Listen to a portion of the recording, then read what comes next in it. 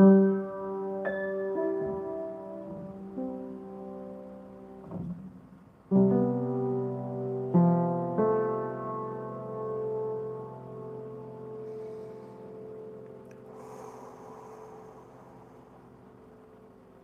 a great instrument. Such a great instrument. I cannot perform Ed Sheeran now. He seems like a stellar guy, stellar musician, but definitely not my style of music.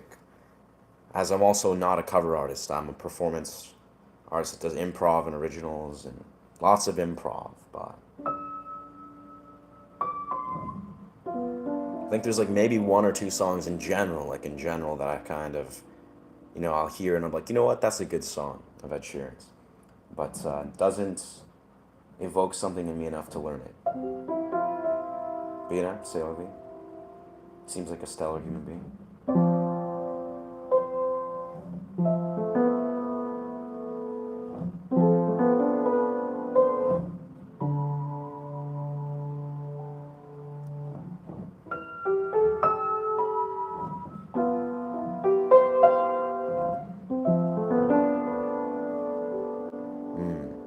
I have no idea. Yeah, no. Again, I don't know how to perform those songs. Not a cover artist. I'm just an improv original artist. I teach music and guitar, but I do not do covers. Don't really desire to. I mean, I have when I was like 12 years old, yeah. Like when I was about 12, 13, 14, that's when I explored and experimented a lot with covers. I think in the future, actually, though, with that, there's a song that I may unpackage just for a technical challenge on the guitar, of course. It's a Marson song. I don't know if you guys know Marson. I forget his last name. It starts with a P. Parson, something. Basically, Marson has a couple beautiful songs that I'm thinking of what I'm probably going to do is I've been really just conceptualizing how moving forward as a YouTuber, how I want to basically create like really effective challenges, like challenges that maybe have blown up or that are trending. Like almost, Marson, he has a song that he's released recently on his recent YouTube that says, this is one of the most difficult pieces I've ever written, or this is the hardest song I've ever written, something like that. It's a beautiful song. It's a very like Spanish flamenco song. I think I'm gonna try to learn that song because it's just like I feel like what I'm gonna do is I have a few ideas where I'm basically gonna do this thing where I'm going to focus on doing everyday challenges. So like part of one of the ideas, and I think this is gonna be a great one, is I'm ordering a new Picasso bow, which is like a little violin bow. I thank you. Thank you, thank you. Did you play piano? I play guitar primarily, yeah. I'm very new to playing piano actually. I've been here for like 3 years. Canon. I know of the song, I have no idea how to play. I've only been playing piano for 3 years actually. I've been playing guitar for about 16 and a half, but piano, I just improvise my ear training from guitar to piano. And it flies pretty well. Because I think piano is a very like nuanced, very gentle instrument if you just like kind of listen into it.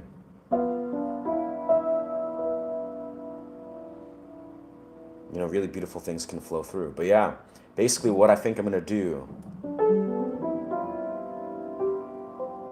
is I'm gonna do, play guitar on the violin or violin on the guitar, like I do primarily. If you're new to this channel, that's part of what I do in my act is I play guitar and I have like a violin bow that I strike notes. It sounds really good. But I think what I'm gonna do is I'm going to do a series. That's the kind of key theme that I'm leaning into right now because I'm about 3 days off from being fully monetized as a YouTuber, which is super dope. But it's really had me like really reflect on, all right, now I want to crack the code on creating really high quality long format YouTube content.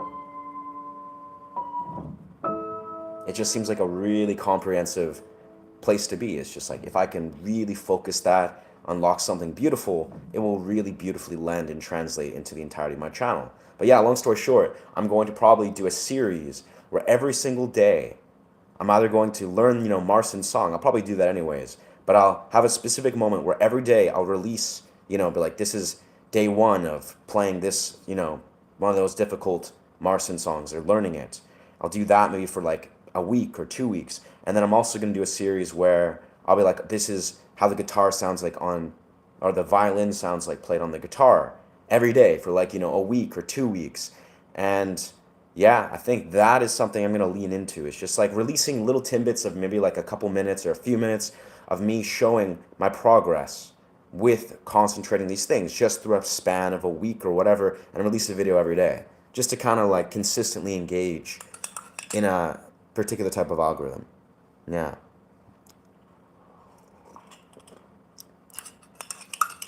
I don't know. It's objectively, I don't think you're a musician, Scobe. Or Scubaru. I can say objectively, I don't think you're an actual musician if you're saying that Marston song is not a challenging one. Unless you're referring to something else. Okay. Maybe I missed your comment earlier. Nah, yeah, but Marston's song, I forget what he calls it, but beautiful song. It's a lot of like speedy, sort of finger style, classic style stuff. But anyways, that'll be fun. I'll see how that goes. I had a pianist friend saying it's uncanny how quick I picked up on the piano. That's phenomenal. Well, hats off to you. Yeah, Nibiruwa. If I'm pronouncing that right, Nibiruwa. Yeah, but it really is like that's what I found too as well. Actually, I am mind blown how beautifully the guitar training and ear training transfers into the piano, like in an absolute immediate way. I've had zero formal training on the piano, zero. Like I've never even tried to like look for a lesson or a single thing. I've only let myself intuitively navigate the piano. Just it's like a playful, almost challenge or exploration. Like how can I literally look at it from a pure place of just ear training and how the guitar theory is applied. Now I've connected some of the dots, but it's crazy to see that where it's maybe that'll be something I'll create a video about in more comprehensive form. But it really comes to show that yeah, the guitar is a beautiful instrument that lends extremely well to something like the piano.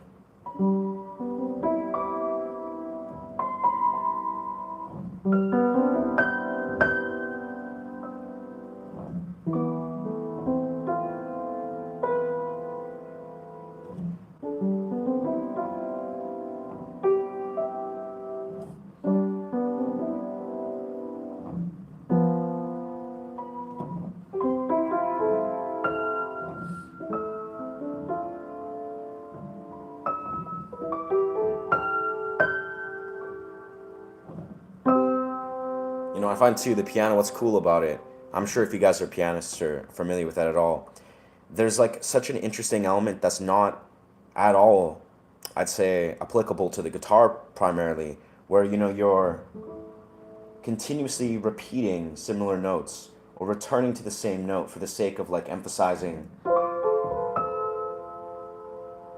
I mean, it's sort of similar if you're playing like a guitar and you're rolling through an arpeggiated note or an arpeggiated chord. But it's like in piano, it's like there's such emphasis on like having one note that's kind of your epicenter and repeating it continuously.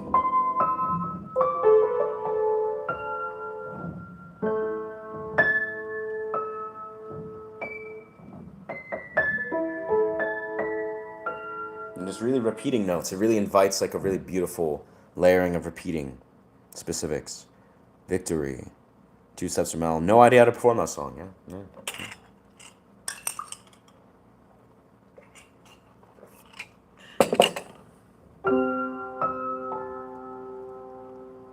But I'm really loving this, this major scale, sort of E major, C major arrangement. Just the white keys has such a depth that I'm just seeing more and more as these years have unraveled. I'm just like, man, this is like such an amazing aspect of piano. And it's funny because when I was exploring like a year or whatever in, I was really attracted to just discovering, basically A sharp minor, like the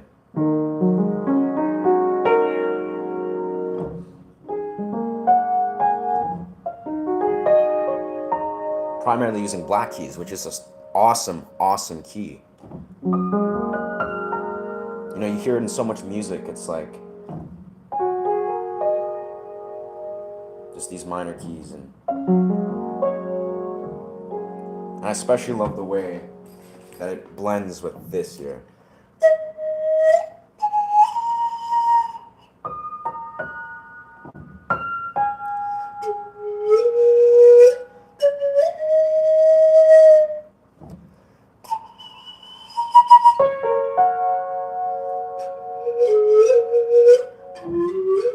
much more than just the major scales in the piano. It's kind of trickier to integrate on the pan flute. But yeah, fun stuff. But man, inspired as ever. I've been feeling very inspired, just on the YouTube sphere.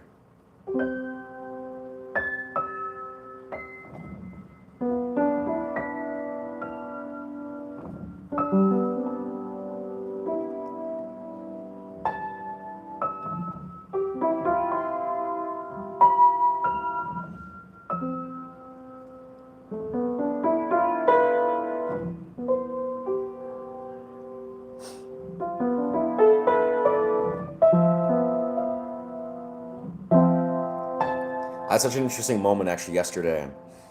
I went to the gym, did some strength training, movement training, mobility training, calisthenic training.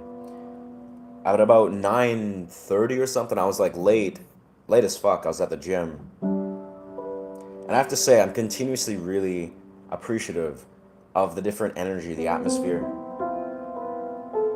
of who shows up, random days at like 9 o'clock at night or 10 o'clock at night.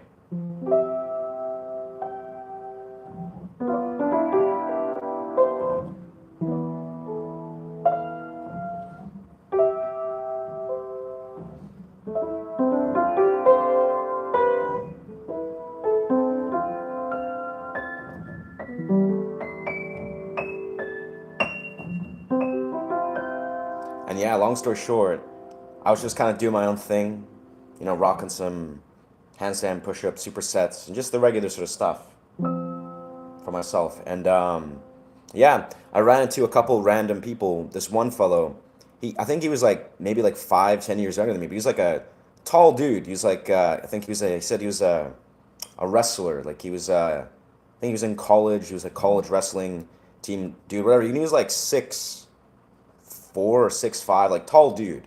And I remember he was just like a very humble guy. We randomly just interact, and he was just randomly commenting. He was just kind of saying like what I was doing with my calisthenics. He was just like really appreciating it, saying it's really dope. And randomly at one point I was like, yeah, I was like, I appreciate your appreciation for calisthenics. We started just talking. I was giving him tips about how to train handstands and progressions, and it was an interesting moment. He was also working on some other advanced calisthenics like front levers and all these others. He was working on planches. And it was just an interesting moment where I was like, man, this kid is dope as fuck. I mean, he's obviously an adult. He's like, 5 or 10 years younger than me. But he just legit, it was such a special moment where I was like, man, I love this community. And we just went off in a tangent where I was talking about my training with training tricking and parkour and stuff in the last year or so. And it was fun. We're just kind of like, low key, I think what I've been exercising on, because, I've trained to be a trainer. I'm not like a personal trainer per se, because I feel like the niche or the actual job itself isn't very fulfilling. But I want to be a movement coach. It's kind of makes sense if you are regular on this channel. I like to talk about somatic expression and training. I basically treat the space as a bridging of worlds of what I will do in the future is create specific platforms where I will just basically offer free information and knowledgeable information about, my experience training and being a movement coach. But long story short, I was kind of just exercising that movement coach mentality where I'm sitting here giving this homie some tips about progressing to this and talking about like training specific like muscle groups and how myself can like, lean into certain calisthenic training exercises that can help certain back muscles. And it was all this cool stuff. Very wholesome interaction, long story short. I was like, man, you know what? I love these people. I love this community. And like, I love this dude. This guy's dope as fuck. And it was just like interesting how there was a couple dudes. This one fellow who was like maybe 10 years older than me or 5 years older. He kind of randomly comes up and he was like, oh, I would love to learn handstands and progress into handstands. Like, could you please break down some of the progressions? And I was just I basically went into like a Chris Heria. I don't know if you guys know Chris Heria. He's kind of my inspiration for as an athlete. He's a fitness influencer, massive YouTuber, has like ThenX. He owns ThenX. And does a lot of cool stuff. And that's how I learned actually handstands and handstand push-ups was through Chris Heria's YouTube. So it was a fun sort of full circle moment where I'm like, man, I'm like really leaning into just like romanticizing and enamoring the fitness influencer world, just in a playful way where I'm like, man, I just love passing on the knowledge and the joy of calisthenics so very much. And being in this interesting place where I'm, actually in an active stance on YouTube, doing YouTube stuff very frequently, thinking about YouTube stuff very actively, it just made me so excited. Where I was like, man, I actually cannot wait to travel and do the international sort of YouTube stuff, but then like bridge these worlds where I can not only grow this niche, this dynamic, but also just like really help people in such an open, comprehensive way through calisthenics. And it just excited me. I was like, man, what a great random as fuck interaction. Like I was like in my own world, doing my own training.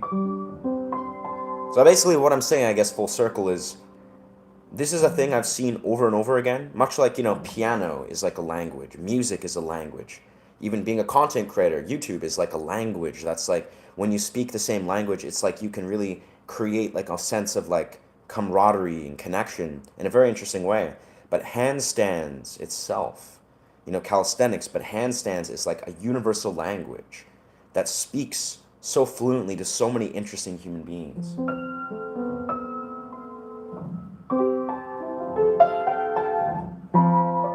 If you're just like chilling on a beach or, at a rave or something, you're rocking handstands, or if you're just chilling at a gym, a fitness facility, when you're like slipping into a nice clean handstand form, that seems, in my experience, I've been training handstands for about 2 years now. It's like you can really, it's like a universal language that some people speak. People that want to learn handstands are like, you know what, I'm really exploring maybe advanced yoga, or they want to like do some sort of handstand stuff for whatever reason. It's this cool language that, you kind of just speak immediately. Have I ever tried capoeira? I've actually wanted to try capoeira, like do, some of the classes. There's free classes. I don't live very close to many capoeira studios, but I've been telling myself for months and months now, actually, I just want to do a drop-in class at a capoeira studio. So that's probably going to happen soon, yeah. Capoeira is cool. Yeah. Hey, what's going on, Cresto? Yeah, I'm good. I'm good, man. Yeah, we're starting off the day. It's like lunchtime here. It's like very early. So I'm thinking definitely do a piano sesh. Hopefully, I'm waiting for my Picasso bow. It's like a violin bow to arrive. I've been doing Picasso bow for years now, but they wear, the horsehair, it wears down or kind of builds like a resin where it doesn't sound as clean and crisp. So I purchase them like every month or two. So basically today, my new Picasso bow is going to arrive. So I'm going to do lots of crazy violin stuff. And that's kind of what I was emulating is I think what I'm going to do is I'm going to do a series, long format video series, where I'm going to do a comprehensive, candid breakdown of what it's looking like to really focus playing the guitar like a violin. Be like day one, this happened. Day two, this happened. Day three, probably up to 7 or 14.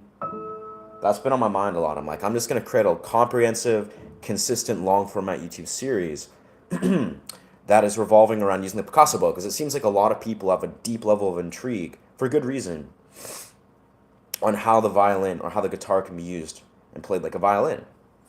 And I think we're in a peak time. But yeah, I bet he could if he didn't already. The BC-157. I see. Yes, peptides. Yeah, if you're in a state where you really need to heal your body from chronic injury, BC-157, I often advocate that to people.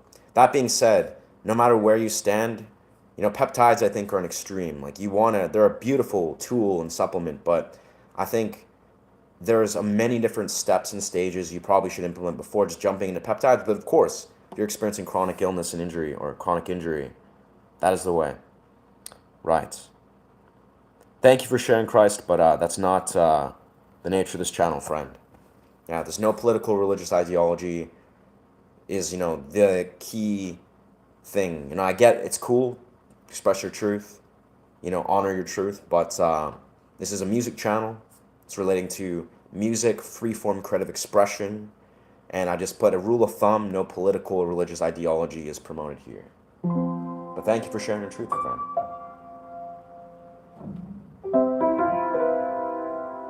Find a channel that does do that and honor that.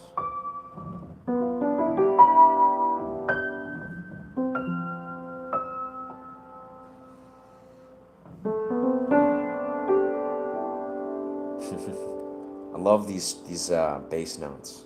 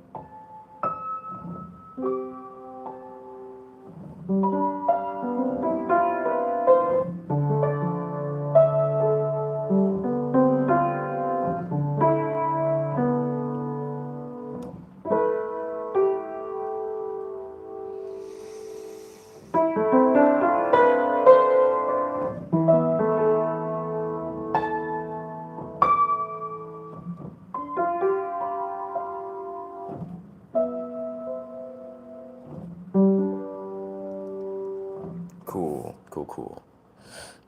Yes, yes. Nice. I have to say, this looks like we are hitting an interesting algorithmic wave of new viewers. So welcome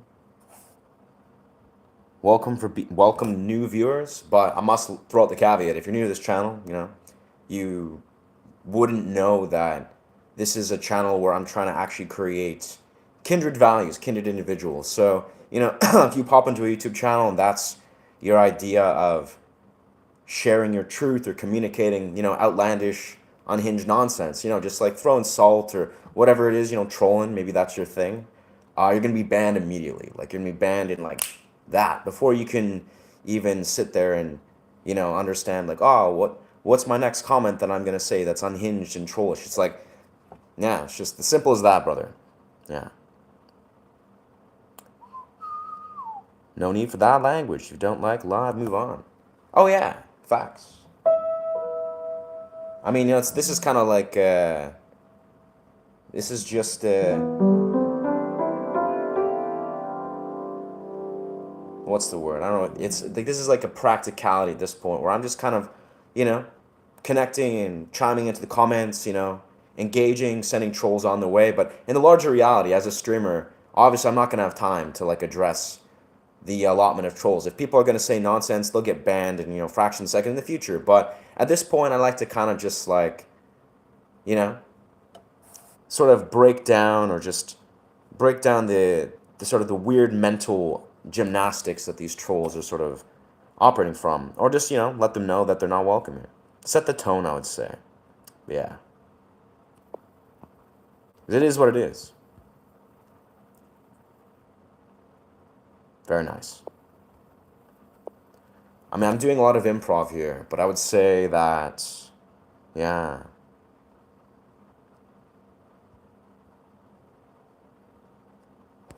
Yeah, I'm doing a lot of improv, but I do take a lot of inspiration from a lot of like Attack on Titan kind of stuff. But I kind of just see what flows through, and it kind of connects the dots between a lot of interesting sort of movie scores.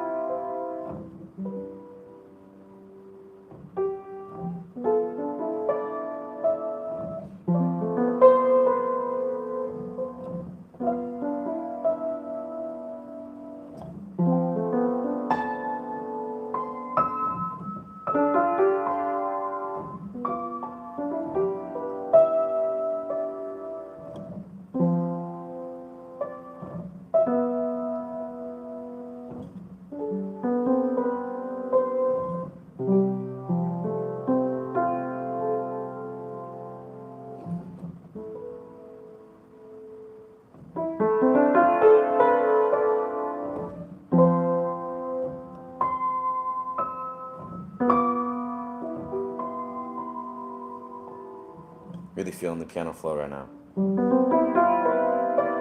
I feel like there's certain keys that really are just very deeply beautiful and pronounced. Oh, wait, please do not. That's a beautiful song, I must say, Dark Shiva. Please do not spam me here, brother. Yeah. Let's see. Wow. I feel like it must be a very peak moment for YouTube, accelerating their algorithm, just experimenting, trying out new viewers, because what an interesting wave of new characters. Makes it easy, though. Makes this very easy for me. Like, I want to take it clear. It's very beautiful to see people that are clearly just not aligned with this or this channel's this channel's values. So it makes it easy. Trust. It's like this is takes me a fraction of a second to just permanently remove people's comments and continue on my way.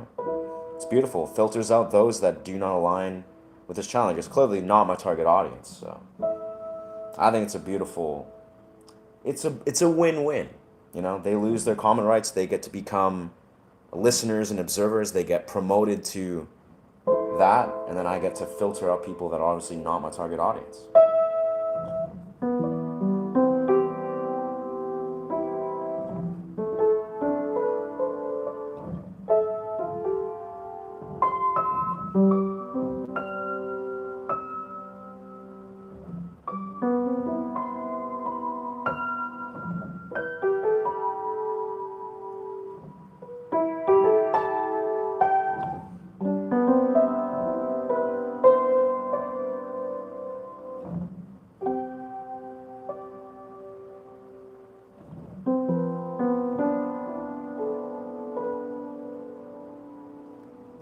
Very nice.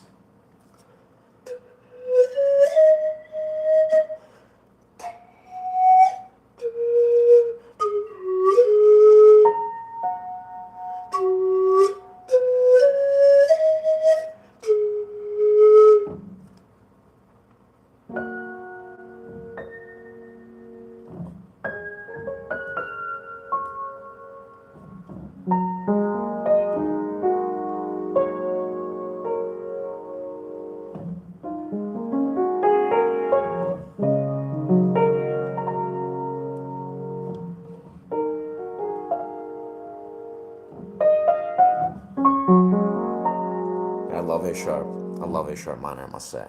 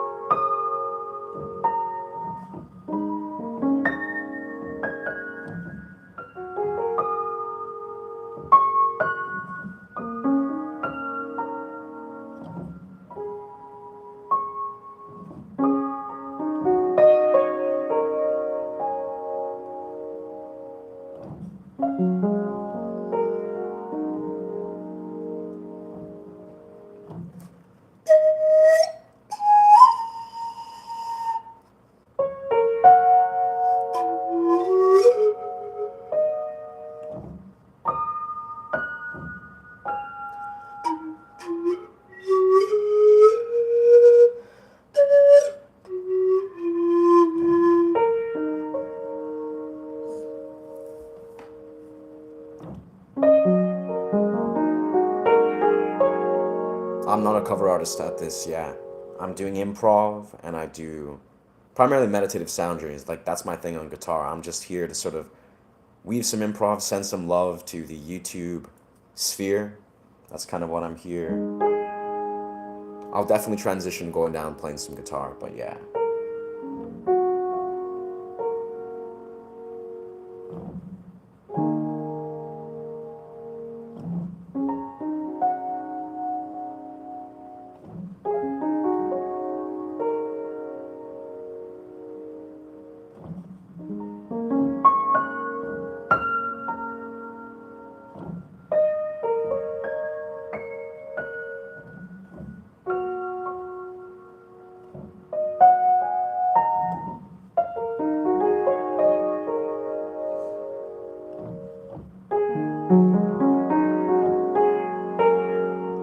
Hope you guys, whatever endeavors you're going through, hope you guys are finding yourself creatively inspired in your lives. Just really embracing the phase of your creative journey, whatever that is, whatever you're sort of unpackaging. For whatever it's worth, I think it was a solar event. I think yesterday was the full moon, so that almost might explain why so many people, at least at the beginning of the stream, were just kind of like I don't know, just coming in, showing up as a very unhinged energy. I don't know, maybe they're just really going through something, you know? Can only safely assume that. You know, a lot of ungrounded energy maybe in the larger sphere. I don't know, I can't say. But I can only hope that, people can sit with their energy, process what's going on, and again, as I feel like, I love to sort of advocate on this channel is I feel like it's important to learn to transmute energy. And every right of what that means, it's like whether we're talking about just simply expressing yourself through music or through, speaking your truth and expressing your voice, or of course in the larger construct, transmuting energy means a lot of things actually. It actually leans into, like if we're being really forthcoming, it talks a lot about transmuting sexual energy and of course physical energy in relation to your entire being, which is a thing that, I think the modern man, for whatever reason, is sort of very alien to. But long story short, if that even, processes or registers, it is the key to all the doors. If you're a man that looks at your life and you're almost alien or foreign from the actual relation of transmuting energy, learning to develop a conscious relationship with your sexual energy, well, that may be something to reflect on.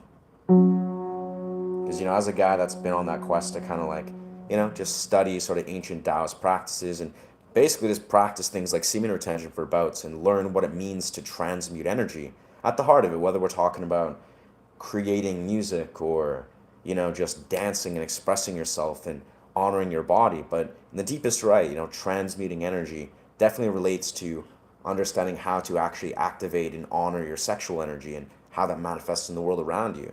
And I think without being too blatant and transparent about it, it's like the modern man is failing and suffering invariably because of their inability to actually understand that.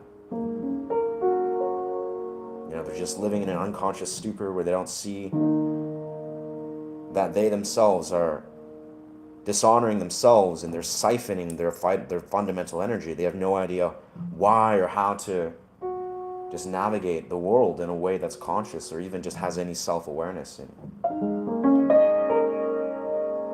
I don't know, it's a quest. But obviously, as we approach the full moon, I think there's a lot of ripe energy that's circulating and ruminating where, maybe these are moments of reflection for men and women, of course, that are going through stuff. It's like if you're going through stuff, that's okay. Like if you're processing emotions, everything feels very dense energetically, it's like hopefully it's a beautiful moment of reflection to be like, you know what, how can one truly honor this human experience and just show up in a better way, if you will, if you feel that resonates. Just some unsolicited advice for you. Very nice, Stephen, very nice.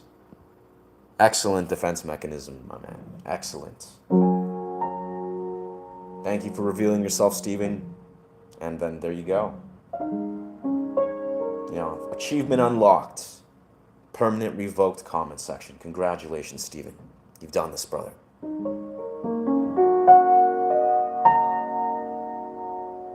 Did I do an ice plunge, I'm assuming? I have, yeah, I'm on day 15 of river sprinting and cold plunges. Yes, yes.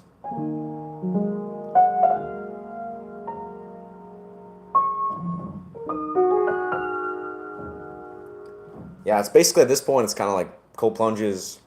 If you're new to this channel or if you've been a member of this channel for a period, I'm very connected and attracted to cold plunges. Like that is, I've had my life literally powerfully shifted and changed for the better naturally in the last, well, many years now, really, for like overall, but last 3 months, basically since winter, I've been doing a very concentrated session of, I do sprinting and cold plunges every single day. And I've done that I did for a 40-day succession, took a few days off, did a 30-day succession, and then took a couple days off then, and then now I'm on day 16. Long story short, it's like, it's baffling how much shifts have occurred. Do I like chopping? Not sure what that is, friend. Yeah, not sure what that is.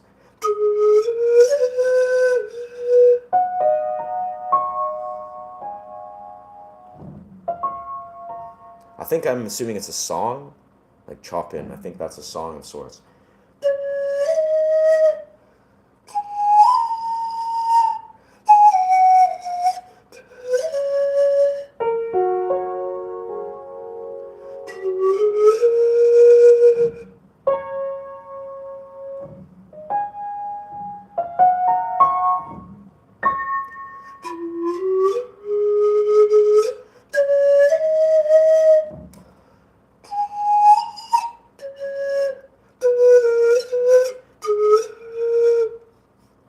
Nice.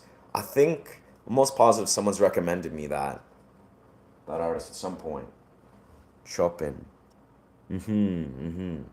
Yeah, yeah, someone has recommended me at some point. I mean, as I'm a modern fingerstyle guitarist, so my influences are mainly drawn from like modern guitar prodigies, people in my age group, people that are like, I love all artists though, especially like classical, like my guitar playing style is very classic and flamenco and Spanish influence, also a bit of jazz influence, but I can't say confident that I'm, yeah, extremely almost like academically educated with music. You know, I look up to artists like Marcin, like Alexander Misko, John Gom, Andy McKee, artists that are just basically from my generation. Yeah, a lot of really beautiful, talented musicians from this generation, I must say. Of course, there is from like classical composers and composers as a whole. Like I'd say, my core inspiration as a composer is Hans Zimmerman. He's like my major. He just blows my mind with every composition he releases. I'm a really massive fan of movie scores. So he's in the realm of composers. Hans Zimmerman is kind of like the most of what I explore in that kind of realm. But yeah, I'll keep chopping in mind. I've probably heard a couple of his pieces. Now as a musician, I'm very, I would say, particular with the way that I approach new music. Like I don't just kind of dive into music and listen to everything and anything humanly possible. I don't know why. It's kind of just the way I've evolved as a musician. Just over since I was like young, it's like that's what I've been attracted to. It's like I don't desire to just like listen to all these different types of music for the sake of just listening to different types of music. I'm very like slowly, progressively branching out to new music. That's just kind of how I operate, especially in music that relates to like guitar and composition. It's basically like I listen to what I really, really, really resonate with and listen to it a lot and then slowly branch out from that. I don't know, for some reason that's always been the way I've found myself branching music, but it's actually kind of beautiful because many times, when I'm discovering, artists that have been around for generations that are just people are always advocating like crazy, I get to discover them for the first time. Like I've only recently listened to Oasis for the first time like 3 or 4 months ago. Like really, I've knew a couple of their songs, but I've been going through like a lot of Oasis and a lot of Red Hot Chili Peppers and yeah, a lot of like Queens of the Stone Age, like going through their music that I'm just slowly branching out into and really appreciating what they do.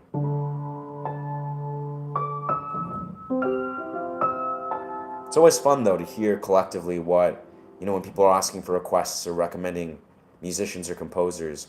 I honestly have to say, like, it's not that I'll probably go out of my way and listen to all these requests, or just all these recommendations, but in many rights, it's always intriguing to see what's on other people's minds musically. Definitely. And, it plants a seed in my mind. I'm like, you know what?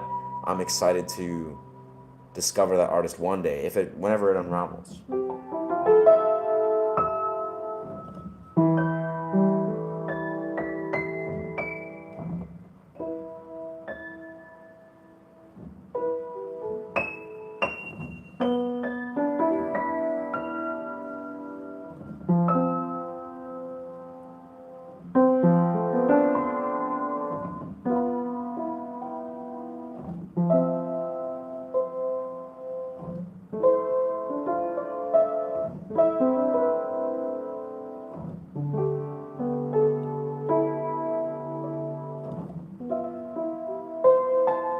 I think listening to music, particularly, it's almost, I think there's no right or wrong way to do it, but I think it's a very intimate, sort of sacred experience. Like, specifically if you're a musician, you're like, you know what, I want to write my own music, develop my own style and whatever, it's cool to see the way that, you can almost be like, you can look at it how there's a level of resonance. We're like, oh wow, that musician, someone recommended, or that seems cool, or everyone's listening to that. Maybe that resonates with you, but it's almost like I find it so intriguing how similar to almost how I'd approach actually doing psychedelics, weirdly enough.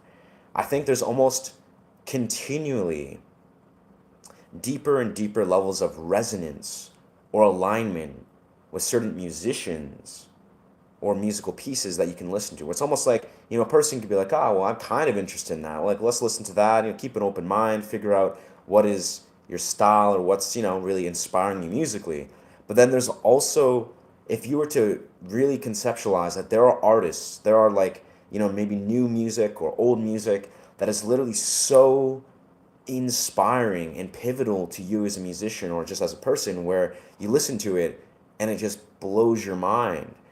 Personally, I'm an advocate of just listening to that kind of music, a music that like resonates on such a deep level that it just pops in my head and I listen to it or hear it over and over again, to then I go to the point where I pop on YouTube and listen to it. It's like I feel like music is like a delicacy that you should just like seek to not only listen to, be like, all right, I'm just listening to it because I'm bored and I want to like occupy myself at the gym, but it's like it should be a thing that it's like you're really present with, and it's like every note is just electrifying your soul. And obviously music can't always be that way, but it's I notice the more and more I approach music that way, where it's like I don't just listen to music to fill time, I listen to it to really go and lean into something that I'm feeling super deeply. And of course it also helps that I create music, so if I'm not listening to music, I'm naturally creating music for many hours in the day or just improvising. Hey, welcome friend. Happy Saturday. Thank you, friend. Yeah, it's been a beautiful day so far, honestly, for piano. Lots have been flowing through.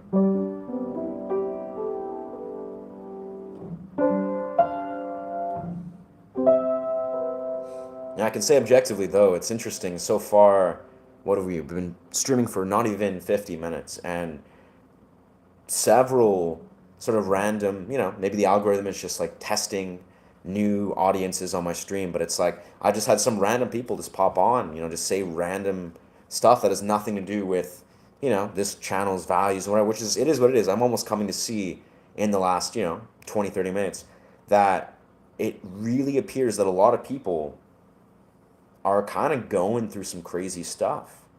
That's how it manifests. Like that's how it shows up. Like if a person's popping on a YouTube stream and saying some random unhinged nonsense, like that's kind of a revelation of how they're showing up. Like maybe they're in a place where they're actually just struggling to just be present with whatever's going on in their life. Maybe it's the full moon, maybe it's just whatever's going on in the larger scope.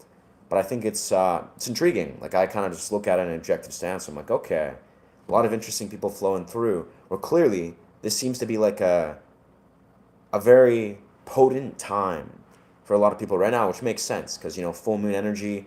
Personally, I've been finding myself, you know, just rocking some good gym sessions, just rooting myself in lots of nourishing people and experiences and love, and it's been a good time. But it's like I can imagine, if you are ungrounded in these times of the full moon, it could be very chaotic. It could translate into, surfacing complex emotions, and I think when people don't know how to integrate that or displace that, I think that's when they show up in a place that's very unconscious, very compulsive.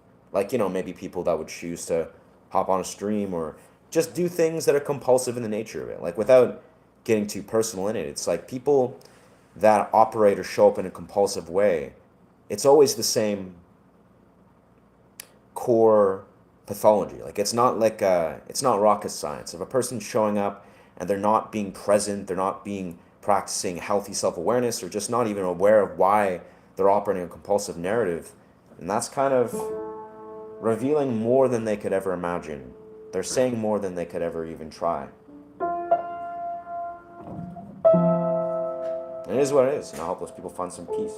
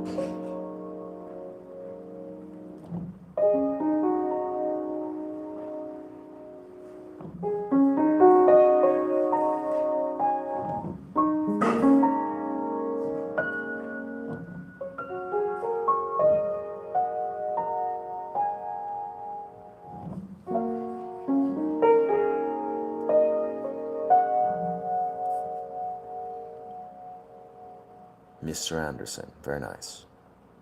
All the white keys, the D Dorian mode. Plenty white keys, and stop on D, and you will sound pro. Beautiful, beautiful. I could see that. Honestly, though, I find that as a Dorian, then if that is, as it is, D Dorian mode, it's nice. But I find personally the most beauty is definitely in a very particular key. I think it's, where is it?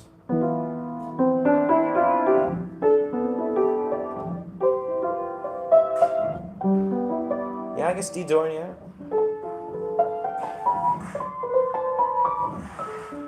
I can see the value in sort of just exploring, yeah, the exclusive relationship and the white keys. Definitely. It's weird because your left hand is playing the high notes from our view.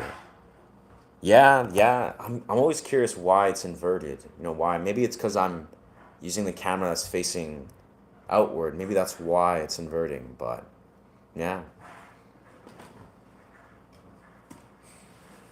It is kind of bizarre. Just to assume that everything I'm doing is left-handed, which just like I can imagine it's trickier. Okay, 1 second here.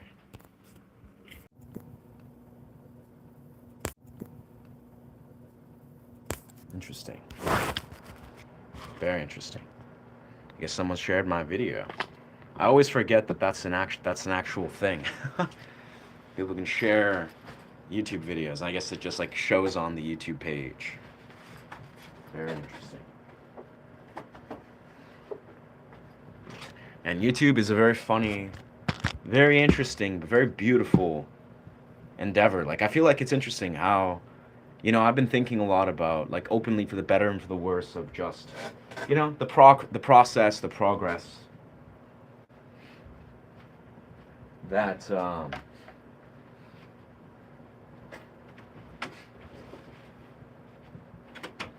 yeah, the process and the progress that a YouTuber, maybe a new YouTuber might experience. And I'll be perfectly honest, I've mentioned this once or twice before, but it's almost as it is. It's like a psychological, uh, or spiritual, or philosophical test or challenge. Like I really think there's some deep mechanisms going on when you're talking about like the process of actually becoming, like overcoming the wave of challenge that you're often met with if you're a new YouTuber, if not invariably, if not that's like the entirety of it is like just challenge, never reaching anything past that challenge.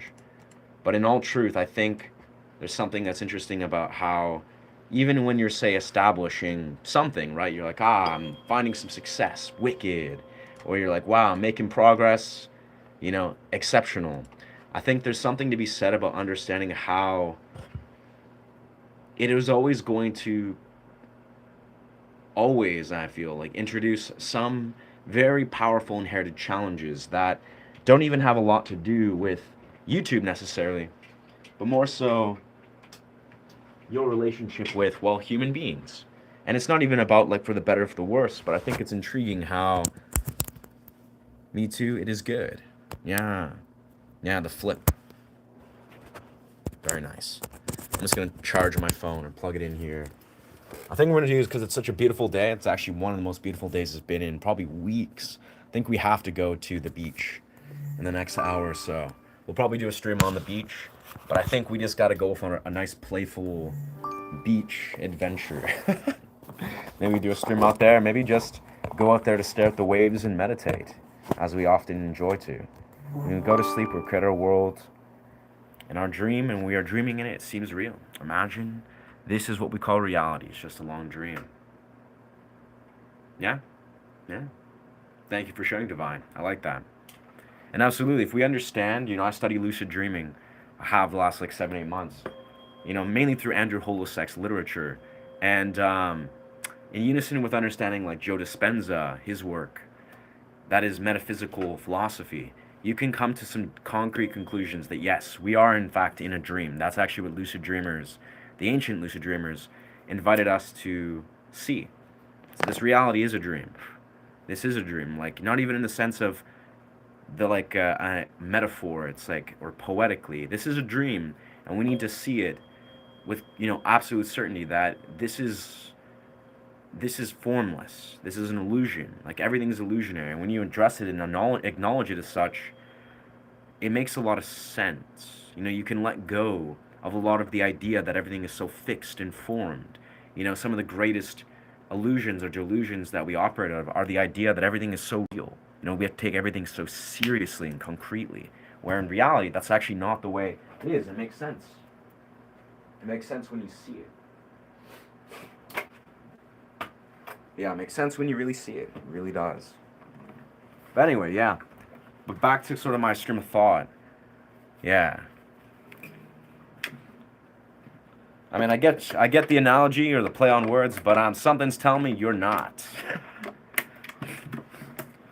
Something tells me you're not the one, Min Jin or whatever. Yeah. Something tells me in many rights not to categorize or throw salt at you, that you're not doing so well in that category, my friend. So, you know, rest in peace to that. But yeah, no, long story short, back to what I was saying about, I think, interesting enough, I mean, I'm just, you know, openly sharing some thoughts about, I think, in the YouTube sphere, low-key, a lot of people, and this is like a business kind of parallel, right? It's like, can you do Until I Found Her? Honestly, not a clue what that song is. Yeah. I have no idea how to perform that song. Nah, this is ritual incense. This is a Nepal incense. Yeah.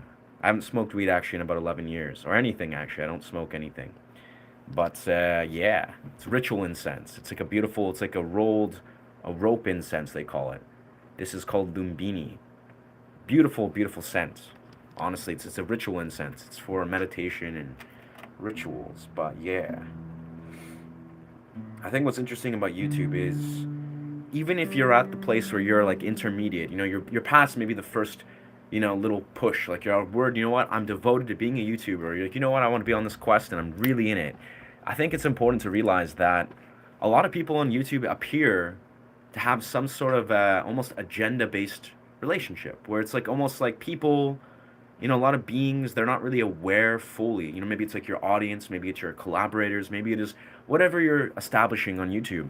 I think it's important to have a very, I would say, unconditionally rooted relationship with how you formulate, you know, your content and whatever you're doing. Where it's like, I think you'll come to see that a lot of people don't really recognize just how dangerous or slippery of a slope it is to get too invested into this YouTube sphere. That is, you know, if you're conditionally rooted, you know, maybe you're fixated, and this is kind of a simple parallel that roots to, you know, maybe your quintessential example of someone that's fixated on the material gain in YouTube. You know, maybe they're heavily fixated on hitting materialistic goals, you know, they're trying to make a certain amount of money, or they're trying to, you know, promote the idea that they attach their value to money, you know, to the material gains that they make or whatever it is. I just think that the quintessential core essence of what YouTube should be, something that a person, you know, as a YouTuber should desire to establish, is ultimate and true detachment and freedom. Like, I really think, you know, if you're on that quest, or like, you know what, I want to be a YouTuber, I want to go deep on this quest, this journey, and this is me just openly reflecting my own, you know, perspective, my own journey as of late. I think it's extraordinarily important to always practice a healthy level of detachment. That is, you should always recognize that you are a free entity. Freedom should always be your birthright in many rights. You know, there should be no mechanism of control of this or that. And, you know, if you're almost approaching YouTube as a sense of, you know, losing that mechanism of freedom, where you're trying to control all the variables or control this, that, the other, you've maybe lost the forest from the trees. You know, it's like if you treat basically YouTube as a dimension that can translate into being free, into unconditionally receiving each other, you know, maybe awakening dimensions of freedom and every right of what that is, like philosophically, psychologically, then that will be how it will translate. But if there's any dimension of that's not the case, where you're not actually healthily detached, if you're not free in the sense of how you carry out, you know, this channel, then I think YouTube doesn't matter if you're powerfully succeeding or you're powerfully failing, it can become a very pathological thing. Yeah. I cannot do that. I don't know how to perform that song, brother. John. Yeah, I confidently can say I have no idea how to perform that song, dog. Yeah. He has a question. You said that you're a perfectionist. Yes, sir. How are you standing with taking things without taking things too? How are you standing with taking things too seriously? How should we take things serious, and how does that affect my perfectionism? That's a beautiful question. Thank you for asking that, Doc Cresso. Well, here's the thing.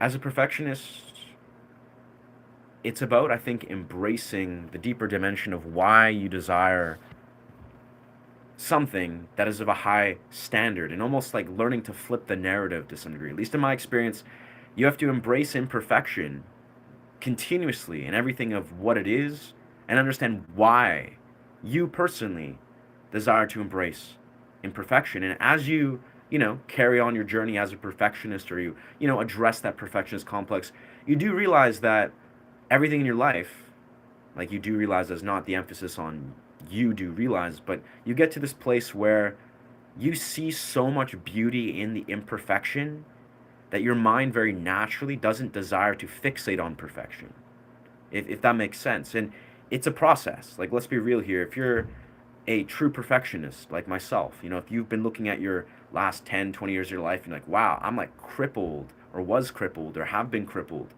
by this ideal of perfectionism, like you're paralyzed maybe in some realms of your experience where you don't truly put in perspective how perfectionism or the idea of something being perfect is crippling you, that is maybe just something to constantly keep in mind. Is like, it's okay to have a high standard of reality. It's also beautiful and okay to see that imperfection is our essence. I think basically what I would say, how you take these things less seriously, is you need to address some fundamental core truths about reality and confirm this within your experience. And again, what that is very simple. Imperfection is beautiful. The nature of reality is imperfect. You can never really achieve perfection. It's an illusion, and it's okay to have a high standard of reality.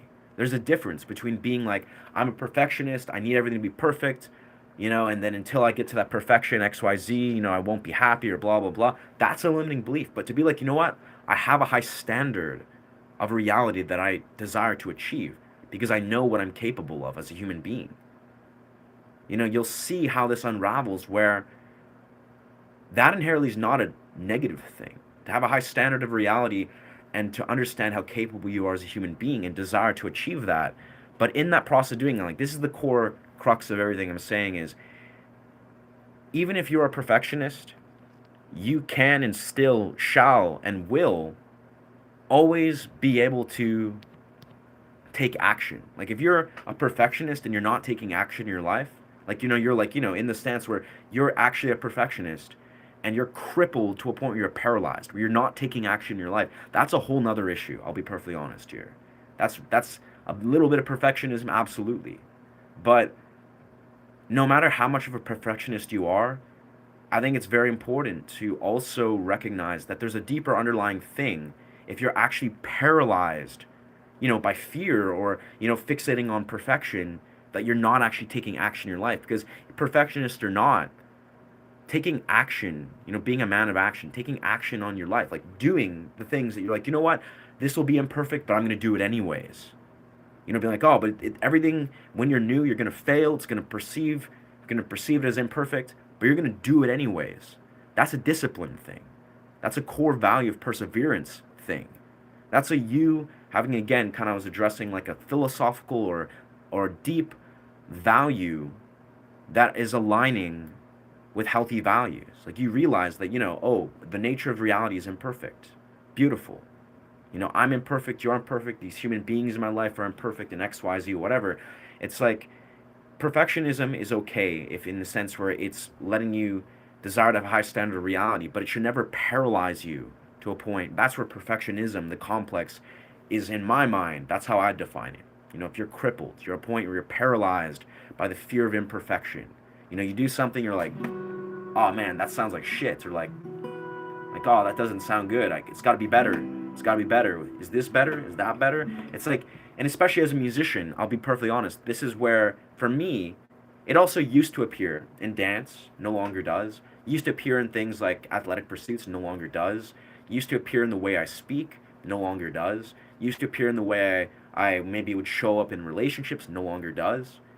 But in the simplest, right, the core way of how I've addressed my own imperfections often is through guitar. Through guitar. And weirdly enough, here's maybe where it makes a little more sense is, I run a YouTube channel that I literally, majority of the time, as I have in the last 6, 7 months, I show up every day. I play guitar for hours and hours a day. I improvise. It's all imperfect majority of the time. Sometimes it flows through, it sounds amazing. People throw me compliments and, validate this and that, but you realize that's probably my most crippling imperfection. That I've had historically the strongest level of imperfection that I perceive it. I've been most critical on myself on my ability to improvise and play guitar. That's just how it's always been historically. Now, many years of Unraveled, I'm in a place where the reflection of how I show up in my world shows me that it doesn't matter if I am perceived imperfectly. I know on the deepest level what my standard of reality is and how I'm showing up in the capacity for that. But what I'm basically saying is, not only is there maybe an alignment of core values, maybe you got to learn to discipline yourself, understand what discipline is, maybe you got to address that perfection or imperfection, is okay. But in the deeper reality, you got to expose yourself, brother. You got to expose yourself to your imperfections over and over and over again. You got to expose yourself to that fear of embracing these imperfections, because for me, that's kind of the last piece of the puzzles. When I started to go out into public and busk and sing and play guitar for strangers for hours and hours, that's like the essence of how I birthed this channel. And now I'm a streamer and YouTuber, and I freaking play guitar for strangers nonstop, which is easier than busking, truthfully, way easier. But I've built a foundation where I basically just have a performed exposure therapy for my perfectionism over and over and over and over again. And how that's translated over the years is now I have zero fear. I can play, in crowds. I can play in public places, anywhere, everywhere, at any given point, and I have zero fear of my what was once crippling perfectionism. Now, obviously, I'm not perfect. I could be sleep deprived, maybe having a bad day, and who knows, maybe that will appear in itself as it does. But long story short, you got to face that imperfection. And part of this, let's be real here, like this is maybe a more tangible piece of advice. As a young kid, what I used to do a lot, or as a teenager when I was new to guitar and I was figuring this shit out, every time I would play a wrong note, I would just laugh at myself, like in a playful way. If I was just like, and I would just play, people like, I don't know, just some random shit that was like a key shift I didn't intend to do. I intentionally did that, but the idea is if I make a mistake, instead of just getting stressed about it or letting that eat me up, I'll just be like, like, oh well, like fuck, I fucked up. Okay, like I'll just playfully laugh at it. I'll make that connection where my brain, if I make mistakes, and even to this day, if I'm sitting here and improvising like crazy,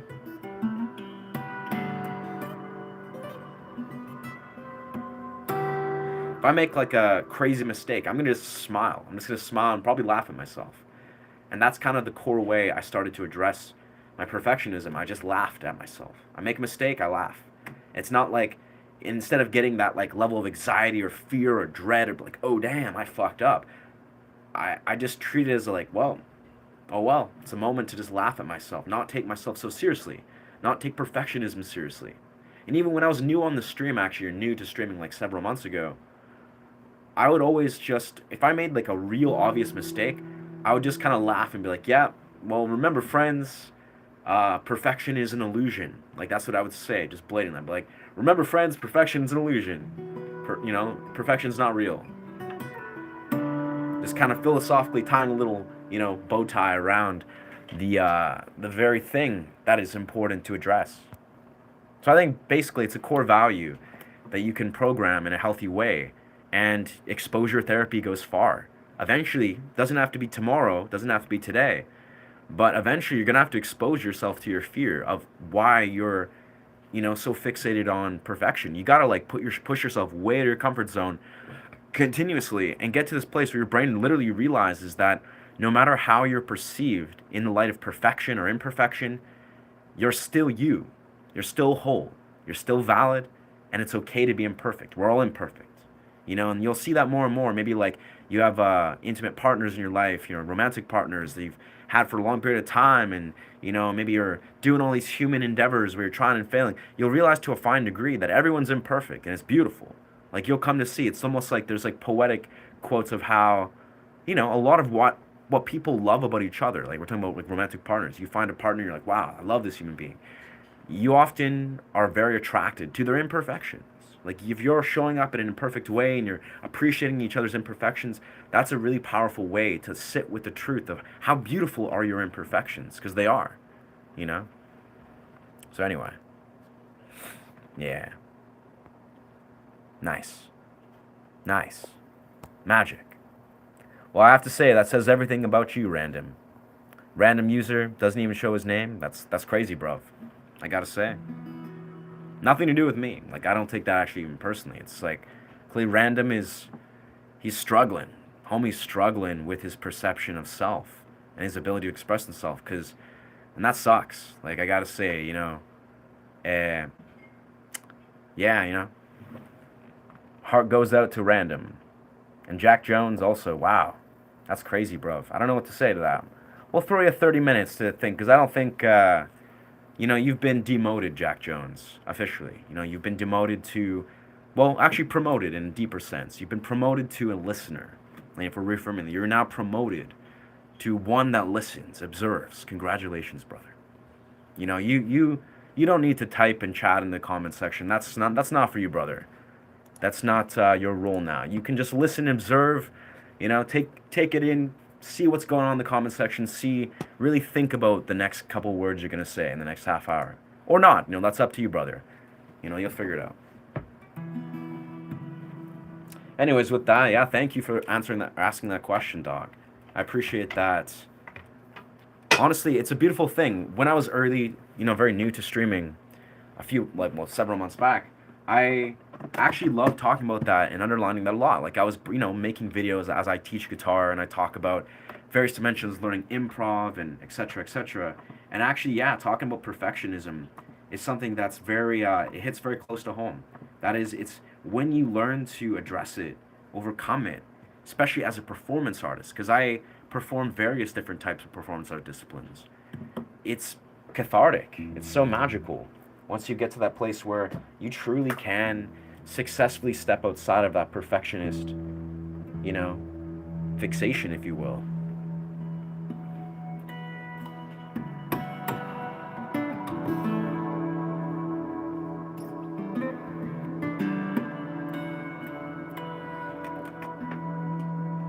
And all that being said, too, like in truth, so much can be, I'd say, remedied literally just by consistently showing up and just doing, taking action. Kind of how I said, it's full circle. It's like if you're a perfectionist and you're crippled and you're paralyzed, and you look at your life and you're like, man, I'm just not practicing guitar because I'm fixated on perfection. Well, maybe it's not necessarily about your perfection, and maybe it is, or perfectionism, but part of it is you just need to learn to connect with the instrument on a deep level, where you're showing up every day, where you're practicing, actually doing things that you love and connect with on the guitar. Because if you're practicing for as I do, like 3, 4, 5 hours a day sometimes, your technique is going to be so sharp that even if you're making mistakes, your technical level is higher. So again, kind of returning back to the idea that it's okay to have a high standard of reality. It is, and beyond that, if you want to achieve that high standard, you got to really allow yourself to just to be present with your process of practicing. And yeah, it's a beautiful process. Like A lot of these things I like to think about and talk about, especially in relation to, being a YouTuber and this, that, the other. When I'm looking at the way my life has been unraveling is, without getting to maybe stroking my own ego to some degree, a lot of these things, they're parallels of how to make successful decisions or how to make decisions that translate into being a successful person. Like these are like core values of being like, oh, what does it look like to, you know, face your fears and face your, your crippling complex of perfectionism, if it's that or whatever it is, and actually just operate from one that shows up consistently and applies themselves and find some degree of success. Yep. Hola.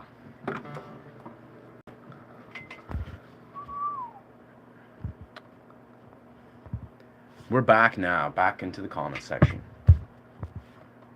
Bro, can you do Go Away? No idea how to perform that. Yeah.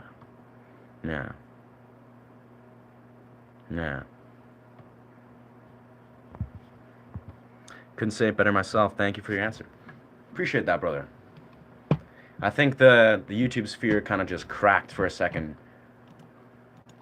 I had to take a moment to just have a quick conversation, but yeah. I think there's a way to flip off the camera or do something without exiting the stream. I might have to learn to exercise that, like use the little mute button, the thing, because that's probably better than just exiting the stream, because I think that's a thing. Yeah, you sure said it, Dave. Yeah, yeah, yeah. The trolls, honestly, again, I think we can really see the direct connection between maybe where a lot of people are at, in the larger scope of whatever they're unpackaging. Maybe it's the full moon, maybe that's just like, that's a little parallel between what's going on emotionally and energetically. Who knows? People are struggling. It is what it is. Like, like I've said, a little earlier when I was playing piano, we can be confidently certain that people who are showing up, trolling, blah, blah, blah, and part of it's the YouTube algorithm, maybe it's experimenting for the better, it's throwing me more views. Like that's actually what happens here. Is when you make shifts from going from like, maybe like 1,000 views to like 2 or 3,000, the YouTube algorithm, it picks up waves where it throws you new viewers. It's experimenting new audience members on your channel. And part of that is, people that don't necessarily align with the values of the channel. It is what it is, you know? It's a fun little process. But anyway, thank you for asking that, Cresso, and yeah, I'm glad that resonates. Honestly, brother, I could speak a lot about perfectionism. Again, like I'm the quintessential example of a dude who's a perfectionist. And then kind of like I underlined, I used to actually struggle a lot to an extreme degree with my ability to communicate my voice, to express myself through words. Actually, that's kind of the strange parallel. That's almost like a funny paradox that I'm a YouTuber now, that I'm, doing these streams as I've taken this direction because I desire to grow my channel with intention. But 6, 7 years ago, I actually was a quintessential example of a guy that just did not verbalize very often. I was very introspective, and I love that about myself. I was loved to listen. I was very ominous and abstract with the way that I would say things and speak. I'd play lots of guitar, and if people were in group settings, I'd just sit there dancing, listening, observing, speaking words with intention, which is also very important. I loved to be one that was introspective, that was listening, that was absorbing. I would speak with deep levels of intention, as I, still do. But I realized to some degree that was obviously like reflecting on it in this real time moment, or in the moment. That's also a level of, perfectionism, of fixating on what is the right or wrong thing to say. And I think that's what's so beautiful about being a YouTuber. And I feel very, proud, for lack of a better word, to just express my authentic truth, authentically communicate. Whether if it's just telling a troll, to just go eat a dick or whatever. Not actually, I don't actually say that typically, but just telling them to leave the channel, or just be an unfiltered, raw level of myself. Or if I'm just sharing my truth philosophically, or I desire to help people via guitar or talk about what's going on in my reality as a YouTuber, that is cathartic for me, and I think for the perceiver. Where we realize that yes, perfectionism is a deeply crippling complex. It is. And truthfully, I'm a perfect example of a guy who is a quintessential perfectionist. And honestly, to look at myself now and see in my life how I'm openly receiving, my romantic partner, I'm receiving community, friends, how I'm, dancing and doing performance art and playing music and speaking my truth. These are all actual real-time examples of me embodying a presence that has broken open and split open that perfectionist model. In simplest right, I just don't, in a healthy way, give a fuck. Like, I'm not judging myself. I'm not fixating on perfectionism. And obviously, it's a continuous journey. I want to honor all avenues of how I show up and how I'm unpackaging that. But it's healthy, basically, to embrace imperfection. It's healthy to embrace imperfection in yourself, in others, in your musical expressions, especially if that's your chosen modality. It's healthy.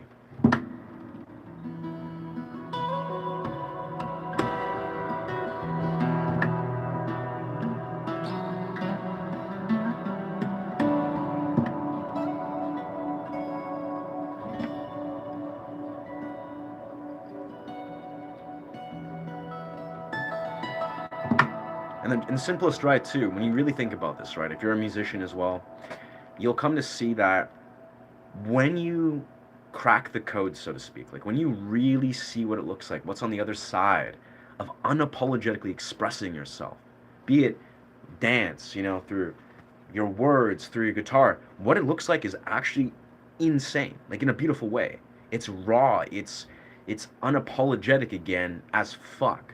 Where it's like, if I were to look at, if you were to see me off camera when I'm just like, if I were just playing guitar by myself, just chilling, no stream present, the way that my mind is just so attracted to just unapologetic levels of expression. I'm trying to find a guitar pick. I can find a guitar pick. Or you can just do whatever you want. Like, let's be real here, is the fact that we try to filter and fixate on perfection so much, especially in something like music, that is so raw, it's so untamed, it has so much untamed dimensions where you can just like, oh,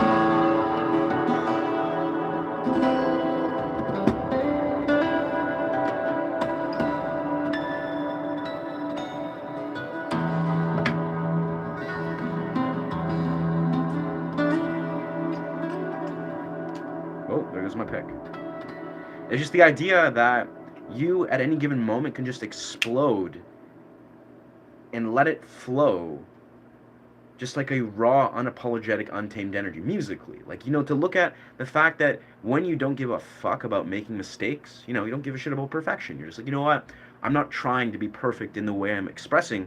The way that often it will manifest is a very, raw, mistake oriented, experimental, new and challenging way of playing. That's just the nature of what imperfection is. Like, if we're really being real here, what is on the other side of imperfection, of embracing your imperfections? It's experimental, raw, untamed, new, creative waters. Like, that's what it is. And it's always going to be like that. Like, doesn't matter if you're a rapper or a singer or, I don't know, you're a dancer, what it looks like when you're challenging yourself, when you're getting experimental as fuck. Because that's the thing that I really want to emphasize is, we're talking about perfectionism. Once you overcome perfectionism, what is the next dimension of what you should be seeing in your higher level of expression? It's experimentalism. It's being experimental. What does that look like? It means doing anything and everything for no reason other than just let's see what happens. Because that's what I think is the crux of it, is when you're fixating on perfection, you're robbing yourself of that fundamental universal flow of energy that is in the dimension of being experimental. Like, let's be real here. It's that simple. You're curbing the flow of energy that desires to be experimental.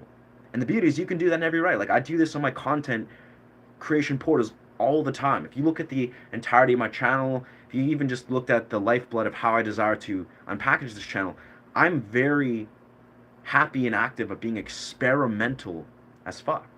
Be it if it's my live streams, like, you know what, today, guys, I'm gonna go for a run and do a cold plunge and then go to the beach and do some handstands and, I don't know, talk about metaphysical philosophy. And, like, this is just an experimental live, real time live portal of experimental energy that's literally showing in the deepest right, and it's embodying it. What is on the other side of perfectionism? Well, experimentation to the deepest, most untamed degree. And that is beautiful. If you're, I was just doing this last night. I do this often.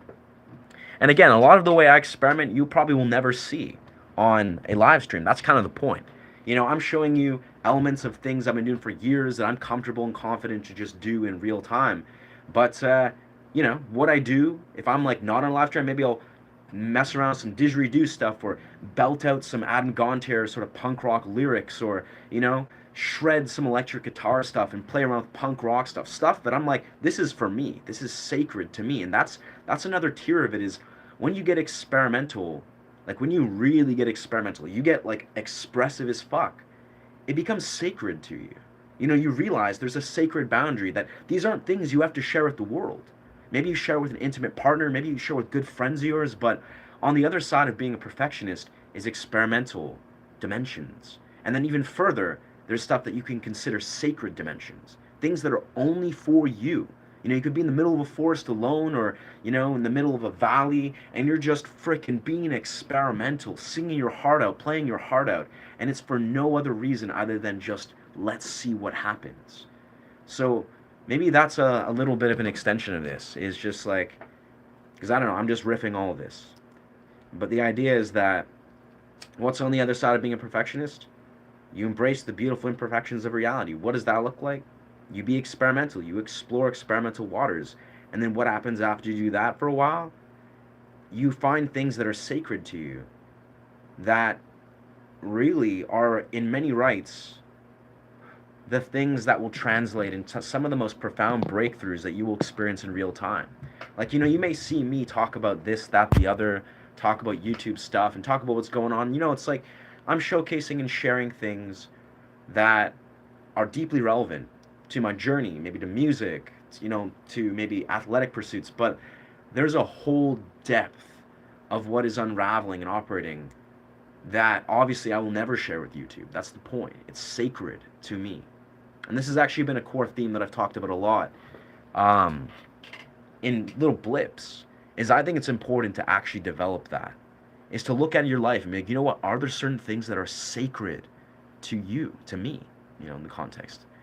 Is like, are there things, like, do you have sacred boundaries where you look at certain things and you know what, this is an intimate, sacred thing that I'm only sharing with my intimate partner or my good friends or maybe family, if you have that connection. And it's like, that is powerful, a powerful place to be, where you honor certain elements of your experience, where you're like, you know what, I've developed something that is so sacred. Maybe it's just so sacred that it's just you to you.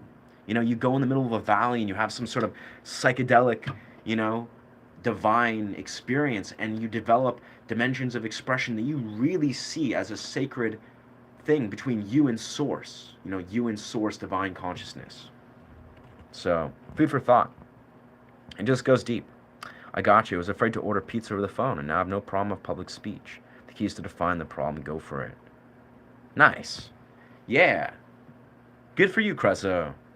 I mean, that's a major one. I actually spoke with this briefly. I think it was yesterday. I think. Yeah.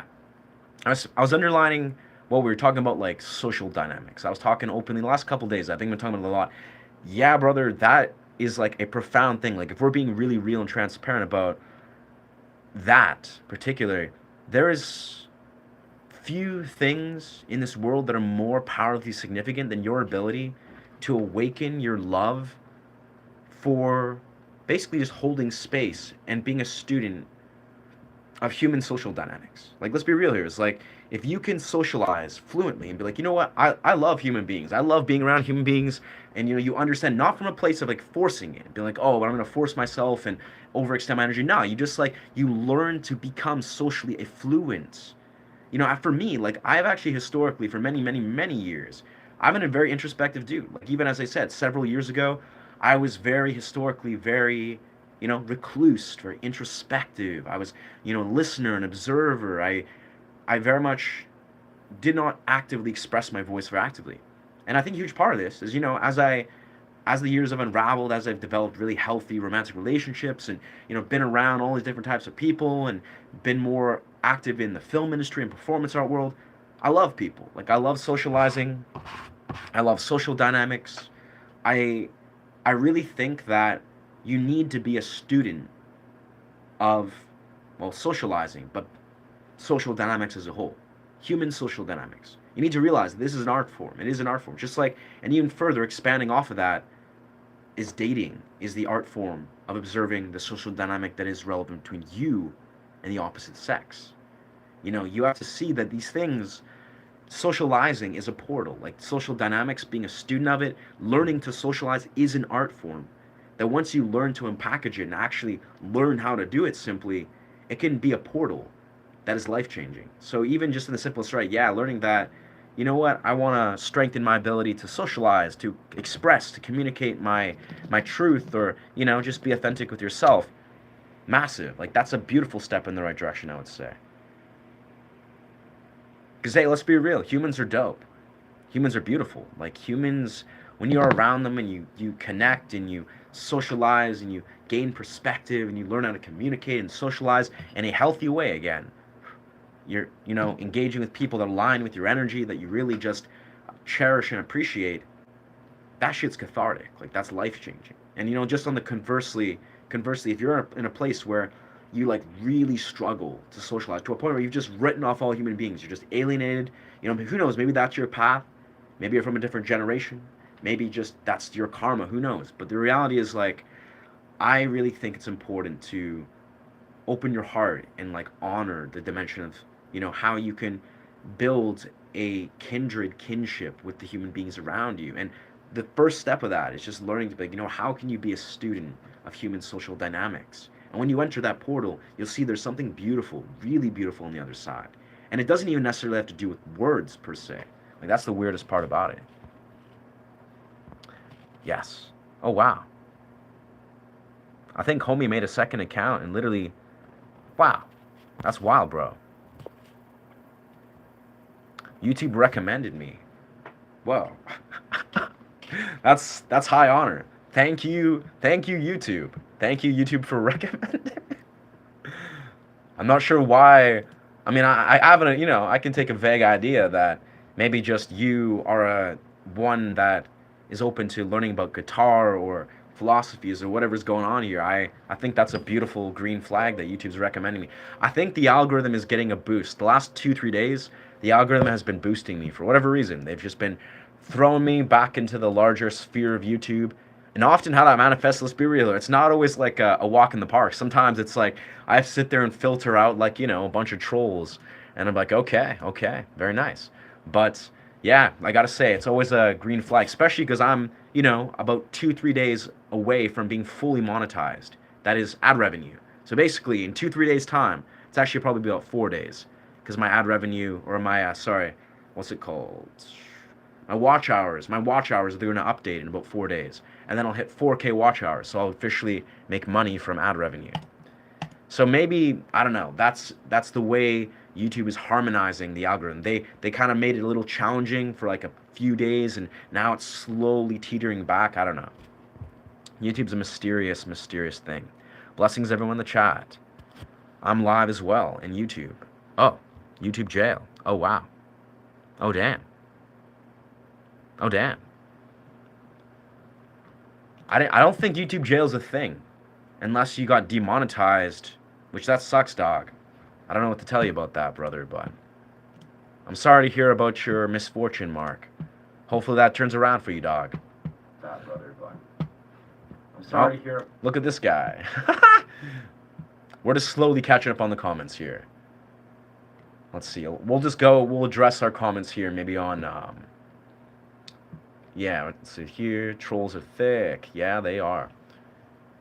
Beautiful words. Can You Go Away by Weezer. Beautiful song. I have no idea how to perform a Weezer song. Yeah. Son of Not Awake. Blessings. Yeah, very nice. Right. I see. Ah. I see.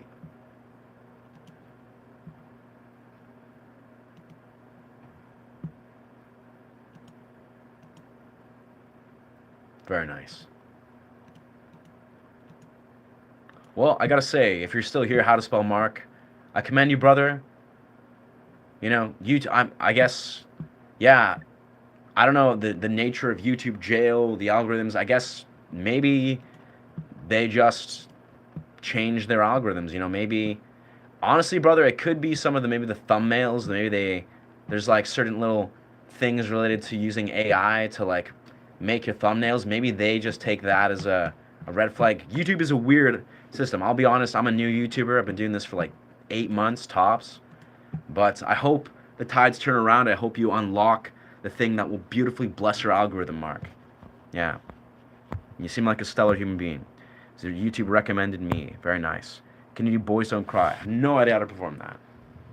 Yeah. I got you is a phrase of that. Just play the damn guitar. Brah, brah. I feel like Jet Cal, I'm gonna give you 24 hours, brother. I'm gonna give you 24 hours. Or actually I accidentally just yeah. Jet Cal, you're not I gotta say, you're not my target audience, so yeah. It is what it is. Don't be surprised if I ban you or remove your comments, because I feel like if people are not my target audience, to honor the comment section. I'm gonna filter comments that I don't feel align with the core values of this channel, and send you on your way, friends. Just throw that out there. 3 years clean from substances. Wow. Wow. Jeez.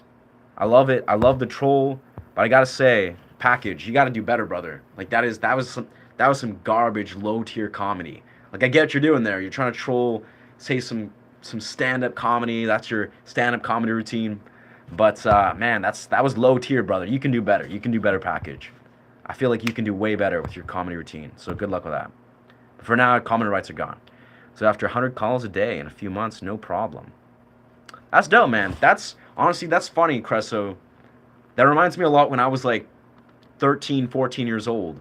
When I had my first job at Tim Hortons, right? When I was like 14, the second I turned 14, or the day I turned 14, I got hired to work at Tim Hortons.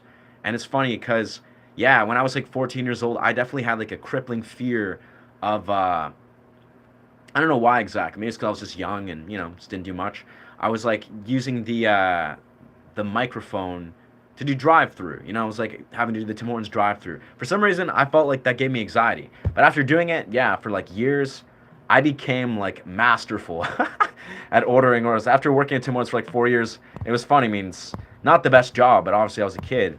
I was like the guy. It was hilarious. I mean, I also smoked a lot of cigarettes and drank a lot of coffee at that time. But it's so funny to see the difference when I was like 14 to when I turned 18, when I was like working at Tim Hortons for 4 years, where my entire energy changed, where I just became so fluent at that job that I could just do it no matter what. Like I was just like could solve any problem. It's almost like in Tim Hortons, it was so funny. I worked there, for that period that I was so fluent at solving any problem. It was like I had that confidence in my mind where I knew that any problem that could arise on Tim Hortons, like working in the day, any little issue, I could just solve it like that. And that gave me a lot of confidence. It's funny. 100 calls a day. Yeah. Beautiful. Greetings, Austria.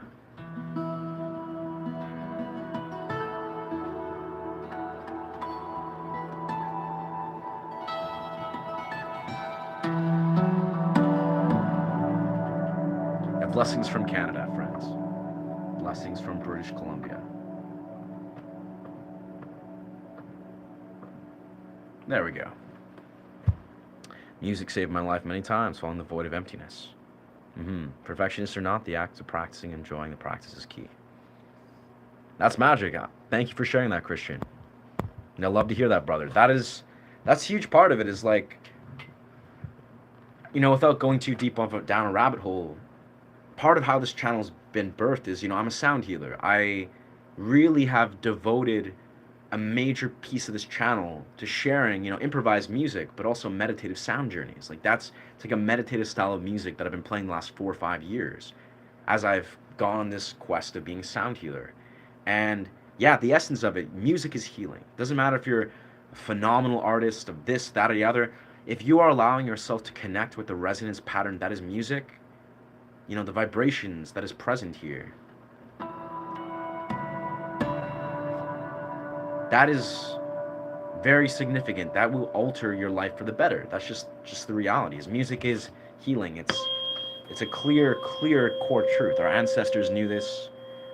And even further, that's where I think, in my experience, the more you connect with music that is culturally rooting you, like, you connect to the essence of what our ancestors felt musically, you connect to like the ancient primal aspects of music, at least in my experience, you're bridging worlds with the hundreds, if not thousands, of years of heritage that is rooted within music that you can access through music.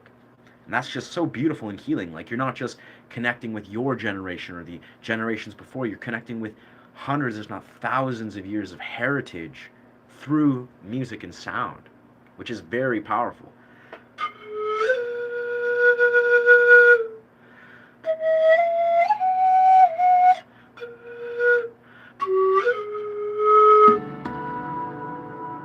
So I think that's beautiful.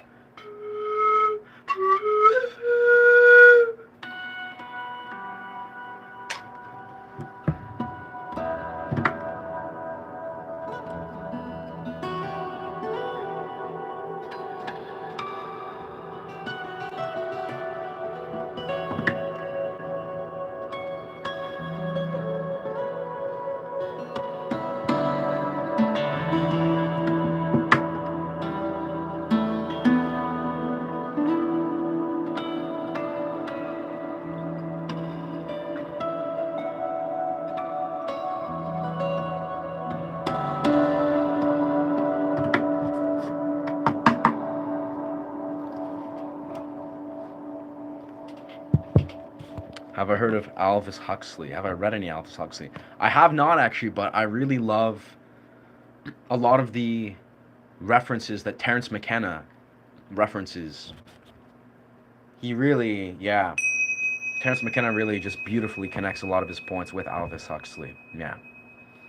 What's going on? What's going on, Adam? Mr. Anderson. I am in British Columbia, yes. I am, Ellen. No offense, but do I have a job? Well, I do, but actually, I don't work for a company. I'm an actor. I work in film, in the film industry, background acting primarily. But that's at least what I did before the last 9 months that I've devoted myself fully to being a YouTuber. So yeah, my job actually is YouTube now. I mean, I still accept castings for commercials. That's what I primarily do is like do commercial work, just like background, sometimes regular, but mainly just background commercial work. That's what I've been doing the last like 2 3 years. But in truth, as a YouTuber, as I've gone in on this last 8 9 months, I'm fully devoted to being a full time YouTuber. I actually have a full, deeply rooted intention to fully devote myself and blow up this channel and just be a full time YouTuber. So really, honestly, even just the feeling of trying to commit my time to, acting at this point, it feels kind of irrelevant. It's like I really am like locked into YouTube. And honestly, the more I've been doing it, I've been seeing with deep purpose that I'm meant to succeed in this realm. And obviously, it's a lot of hard work, a lot of devotion, a lot of powerful intention, but honestly, in my right, YouTube is the best job. If you can succeed at it, if you can actually see the vision, have a powerful vision, it is like the highest tier. Not just YouTube as a whole, but YouTube is, it's one of the largest, if not the largest, content creation platform. But just being a content creator as a whole, oh, whoa, whoops.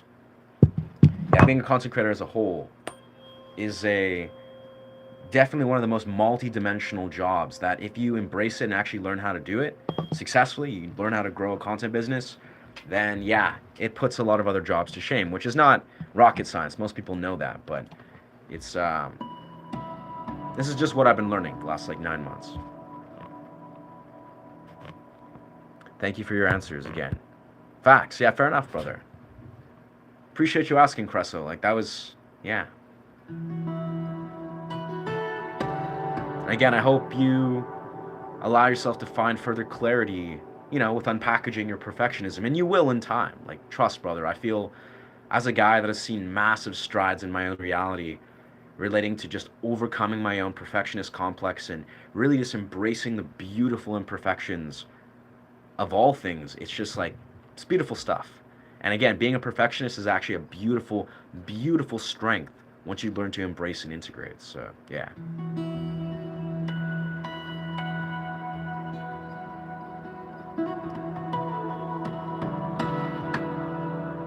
It's absolutely the largest platform. Yeah, it's the largest, and I think, in my opinion, it's just, yeah, it's like the top tier. Like it really seems that, if I've been studying content creation for the last, like, couple years tentatively, like, entertaining what it looks like to succeed in all the different platforms. And yeah, in my mind, not only is YouTube my favorite community, like the absolute dimension of a lot of the top creators and the people that I resonate with, it's just, it is the top tier in my mind. Like beyond size, the way that YouTube runs its company and the way that, it has a space for creators, it's always been very favorable in my mind. So I'm honestly ecstatic, very, very honored to be in the position that I'm in, that I'm actually right on track to being a full-time YouTuber. I mean, again, I'm about 3 days away from fully being monetized. Full ad revenue monetization in 3 days, which is pretty dope. Because I've been, even just even the fact of having a channel that's where it's at, that feels like a fever dream. It's been like a fever dream for, like, a solid year or two. I was like, you know what? How amazing, how fulfilling, how extraordinary it would be to just have a successful YouTube channel, just for whatever it is, to grow this community, to be able to express myself and connect with this higher dimension of creating something, and to be in the stance. It feels very surreal. Like I literally can say confidently, it's a lot of work. I'm very, like, continuously, consistently devoted to this channel, but it's really dope. It's like living the dream. And in the simplest right, I haven't even really started. I've just really just began this journey. So it's pretty dope. But yeah, Pirates of the Caribbean. Interesting. I appreciate that, but I don't know how to play that, I must say. I tend to stray away. I'm not a cover artist. I just do improv and original music. A shame movement of the way. Thank you, Xavier. Many reasons, but that's why I accomplished today. Finding purpose in your legacy in the heart. Thank you, brother. It's, I think there's a lot to it, but yeah, in the simplest right, if you're a YouTuber and you just have a vision, like you're looking at the long term and you can crystallize that vision, like you can actually focus on how to see with vision in the long term, it's a matter of time. It is a matter of time before you'll succeed.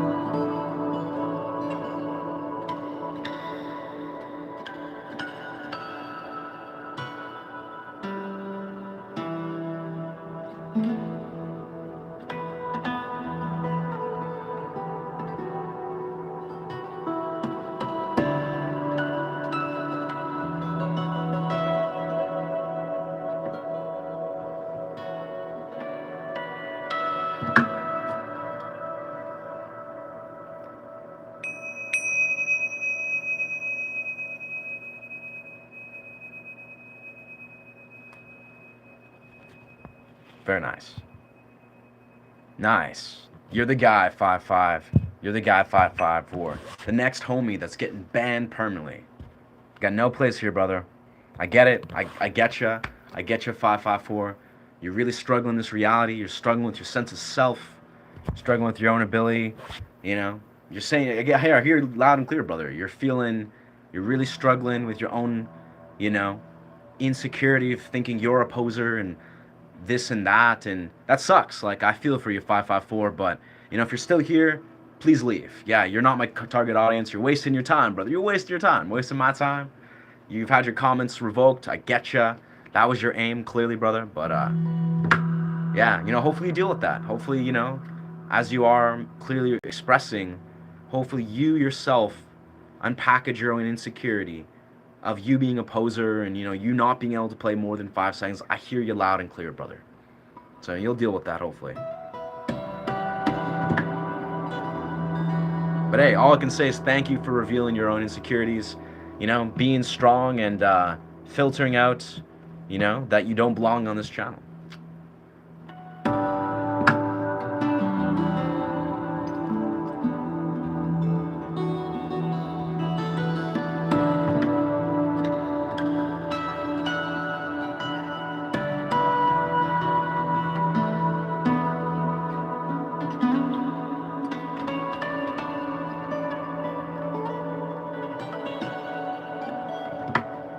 I think we're going to try to pop into G sharp. Why, thank you, Samantha. Why, thank you for being here. I think probably the next half hour or so, we'll probably, maybe less, we'll probably exit the stream after doing a little more performance, a little more engagement, and then we're going to head to the beach, and then we'll do probably some straight on the beach, because it's such a beautiful day, I have to say, confidently. It's a beautiful day, so why, thank you. Sometimes it's better if they show themselves. Yeah. Sometimes it's better if they show themselves. Oh yeah, I think in many rights, I have to say what I've observed, I've been streaming for about 2 hours now, and in the first 10, 20 minutes, there was 5, 6 random people that were just laying out some unhinged stuff. I'm sitting here literally ignoring them, just playing piano, just been playing some beautiful, beautiful compositions, I must say. A lot of beautiful piano was flowing through.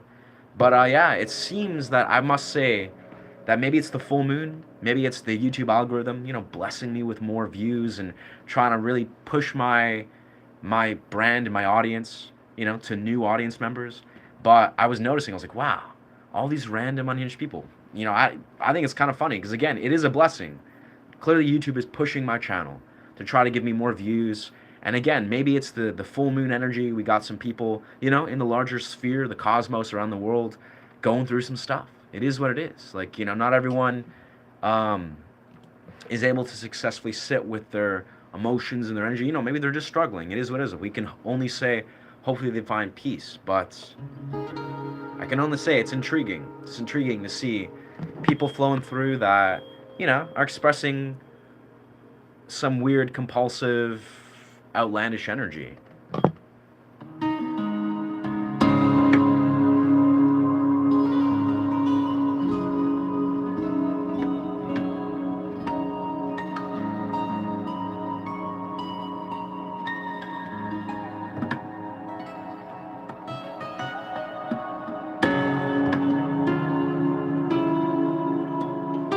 Oh, that's the wrong key.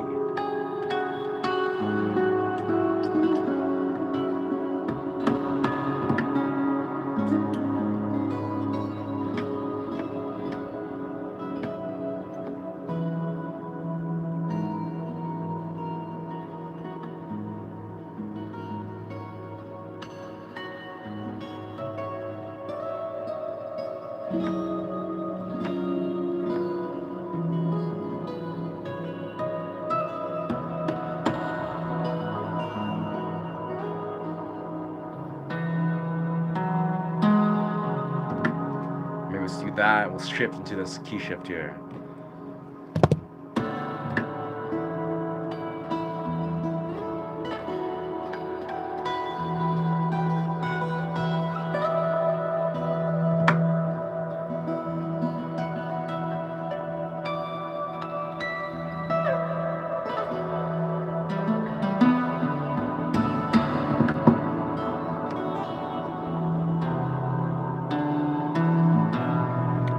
try maybe mixing it up.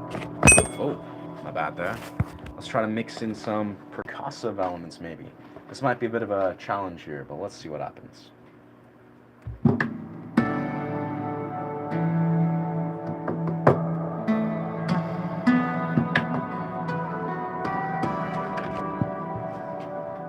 Excuse me, huh? Yeah. I appreciate you, Samantha. Appreciate your good energy. Appreciate that you're enjoying this improv that's flowing through here. Heck yeah. Tibet just underdeveloped. C'est la vie. You know, we can't it's a YouTube channel. Like, this is a YouTube channel. Maybe it's clear as day, but it's like, you know, it's in the real world we can hold space, like, hey, we're all human beings, we're imperfect, c'est la vie. But it's like, yeah, I like to, of course, say things as they are, keep it real, and, you know, send the people that aren't my target audience, that don't actually contribute to this community anyway, I send them on their way swiftly. Like, it's yeah, it's just a natural process. It's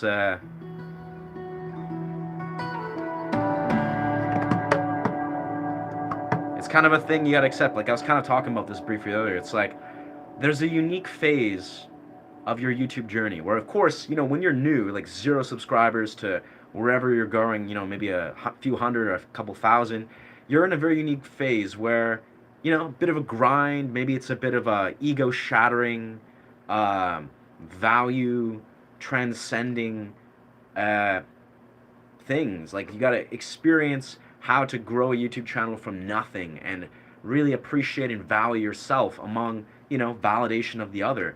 But when you get closer down this rabbit hole, like when you're like, you know what, I want to grow a freaking YouTube channel. Like, I want to get to this place where I'm blowing up and really taking this seriously. A lot of it comes down to honestly just being extraordinarily present with how you yourself are discerning human beings, like in a healthy way, of being like, you know what am I calling in? What is my relationship forming with this channel? You know, am I really honoring my journey? Am I honoring how this journey is impacting me? And it's all about being present with these things. You know, and if you're in a place where you really want to take YouTube the extra mile, like, you know what, I want to do this for years to come and succeed and grow a massive community, you just got to be present. You got to be present with what you're calling in, how you're carrying out your business, how you're pulling these threads for the better, for the worse. And in the simplest way, it's all perspective. How are you perceiving your own journey, your own growth? How are you learning to, you know, set in place healthy boundaries and set the tone for what you're establishing? And I don't know. Sometimes it's pretty easy. Like, sometimes it's just, you know, maybe it's the answer is to just disconnect and put down your phone, set healthy boundaries, and just play music and have fun and live in an abundant reality, and then let yourself operate from that place.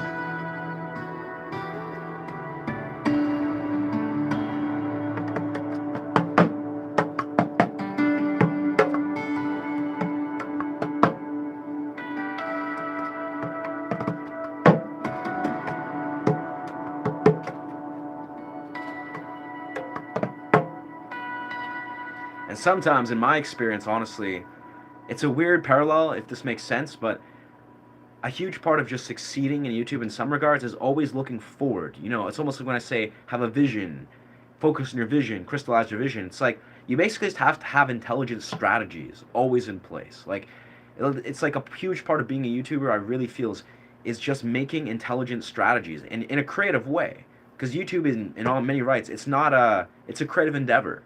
If you can make intelligent, creative strategies, like if you can like look at it in a way where you can creatively and kind of what I was speaking earlier about, you know, learning to overcome perfectionism and, I don't know, be an experimental human being and create almost like sacred, I'd say, expressions of yourself. If you can be experimental and creative in the wild wilderness that is YouTube and create strategies from that raw place of creativity, it's going to translate very well. Like, you know, if you can treat this YouTube experience as a playful, creative endeavor in every dimension of how it is, especially when you're looking at how you're strategizing, succeeding your channel, that is a strong place to be.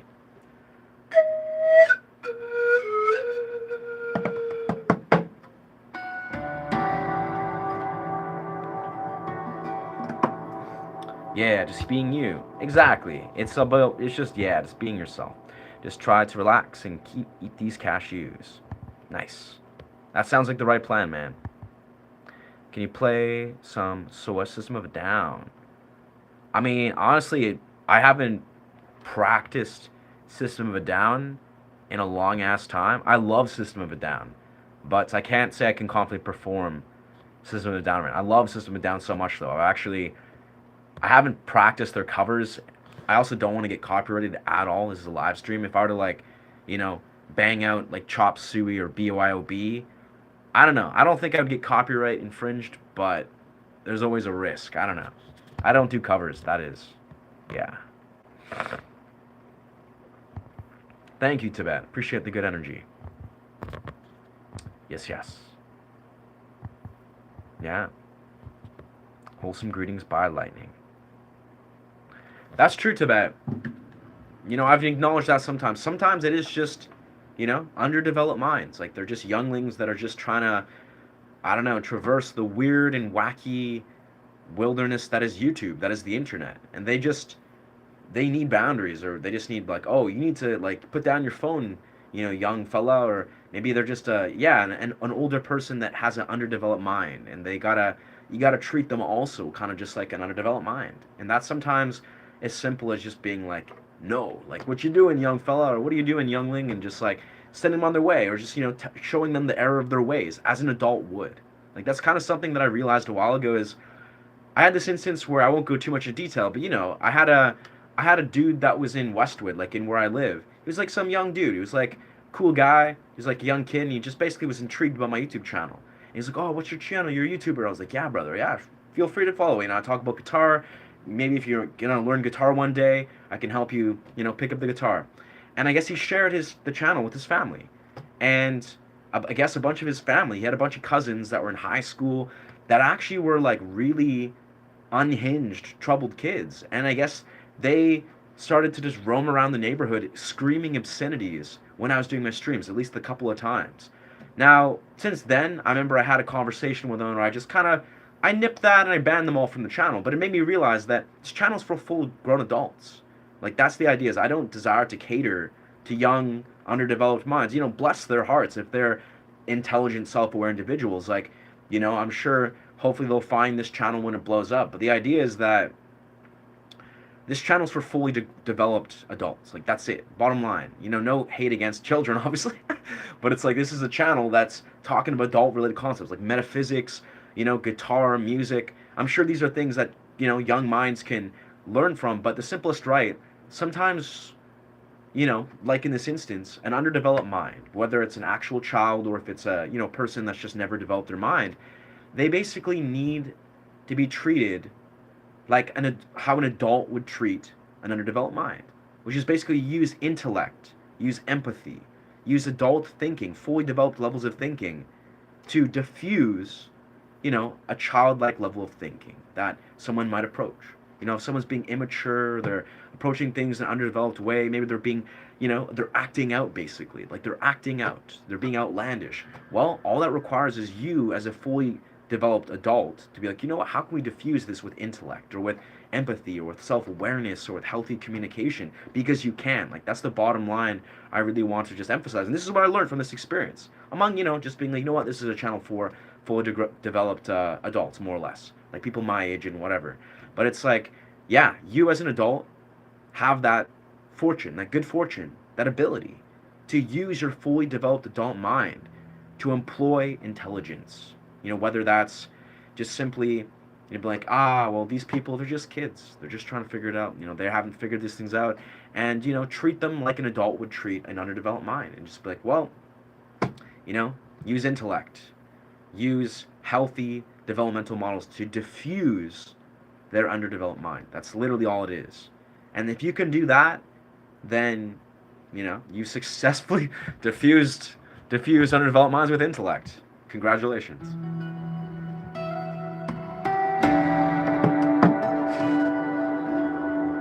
It's a beautiful thing. It's a beautiful thing. Yeah.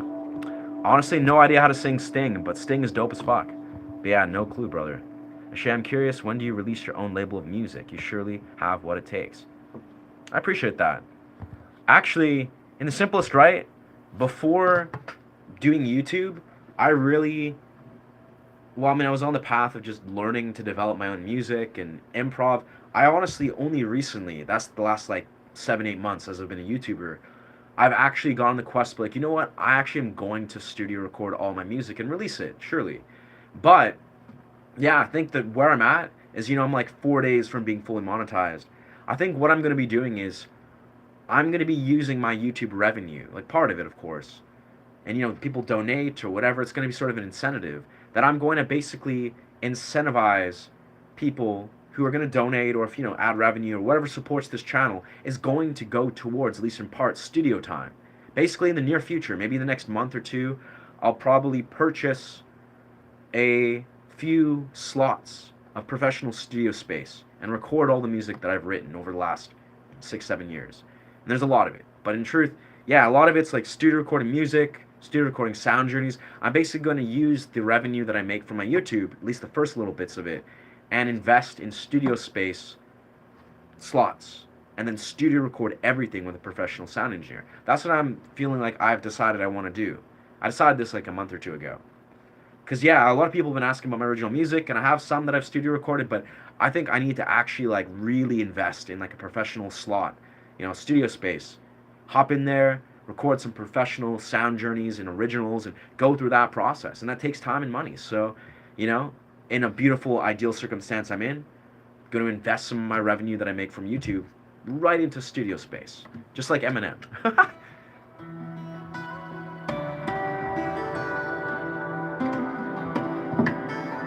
Because I'm not a professional studio or a sound engineer. I'm just not. I can do basic, intermediate level sound engineer techniques, but I'm not a studio sound engineer. I just don't have all the resources and the things, and I don't have the knowledge, but I would be happy to invest. I have friends actually that are brilliant sound engineers that I could literally just pay them, go to a studio, and then record a bunch of stuff for a couple hours. That's gonna, that's in the near future. So it's kind of, again, a part of an incentivizer is like incentivizer or whatever the word is. Just if people donate or if support this channel, that's going to directly, especially in the near future, once I got ad revenue going, I can make money and be like, you know what, I'm going to throw some of that money into studio space and release a bunch of dope music. So that's coming. Send them off to ripen somewhere else. Yeah.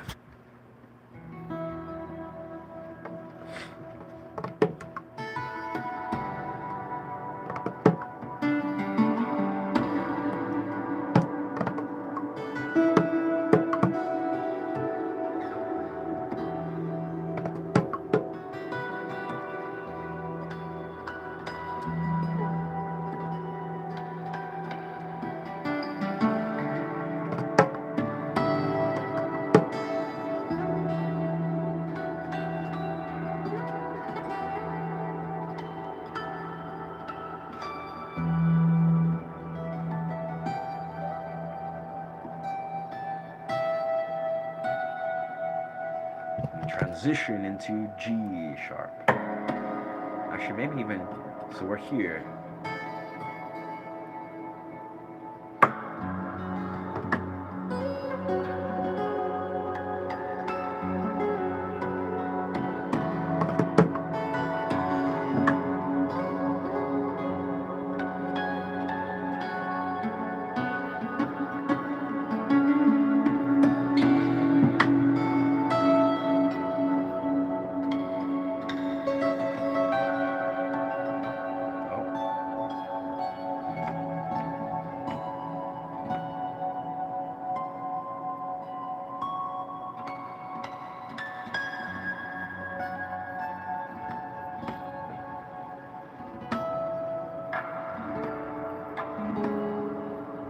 Oh, that's kind of cool.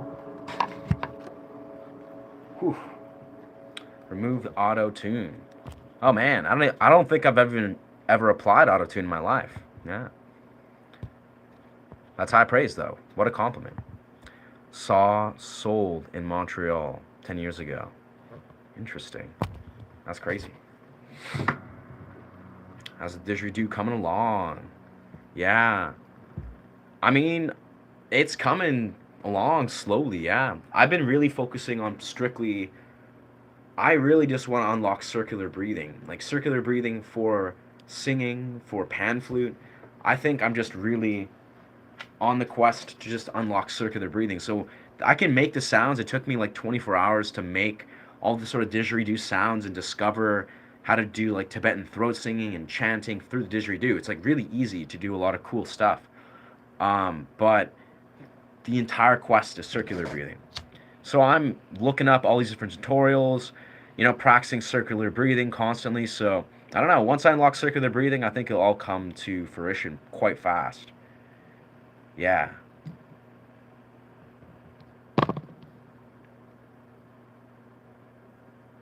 It's definitely not easy. It's a very interesting, almost like counterintuitive or very counterintuitive style of breathing, which is, you got to just learn a whole new style of breathing.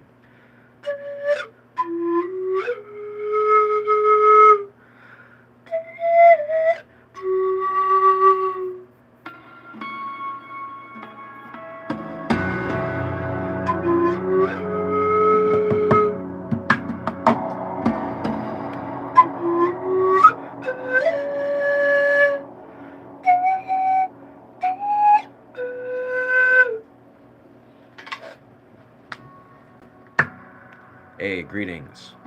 Welcome, welcome, friends.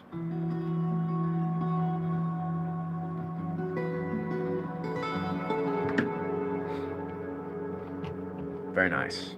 I appreciate the engagement. Seems like we're, again, as we are already underlining, getting some good algorithmic boosts, and I feel like I'm really happy to see how this is going to unravel in the next little bit. Yeah,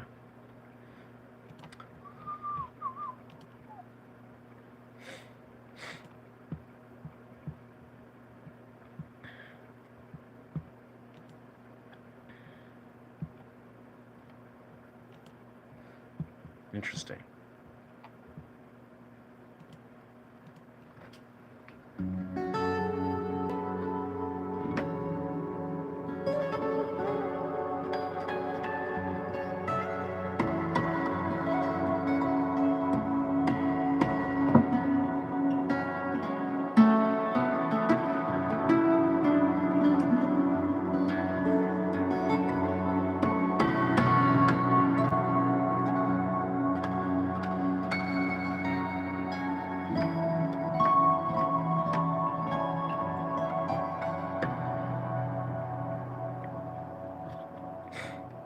Yes, yes. Yeah, I have my Ibanez right here. Got this beautiful Ibanez. I was actually playing it a lot this morning before I got into the stream. Yeah, whistle and hum at the same time. Right. Yeah, I mean, easier said than done. Easier said than done. Easier said than done. That is if that's like the fundamental part of circular breathing. It's just a mind fuck, I feel like. Oi, welcome. Welcome, welcome. Mm.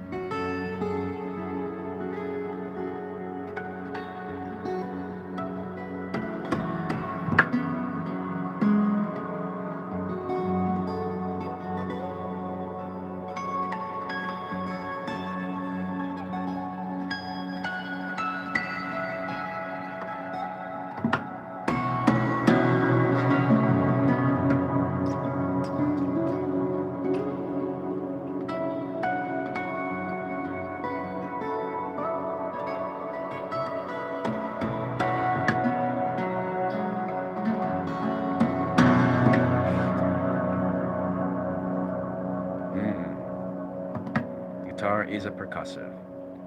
Yeah, I have to say something, yeah, I guess message retracted. Yes, homies speaking about substances.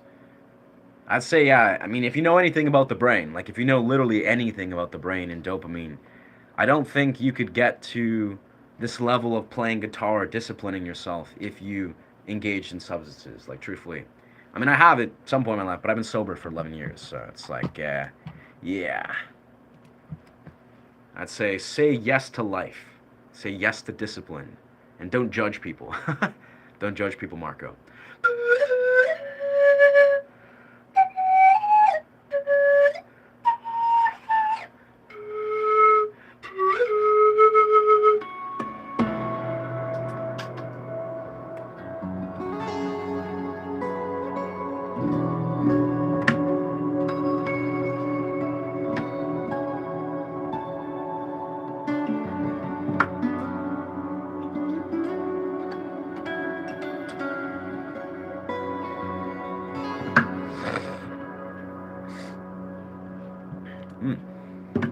guitars with that. Appreciate you. Appreciate you being here. All right, I think as we are probably in the next like 5 minutes or so, we will put it close to the stream. Yeah. Gotta. I think my sinuses are kind of clogged. Maybe it was the ritual incense and burning, but also my sinus has been kind of clogged the last couple of days.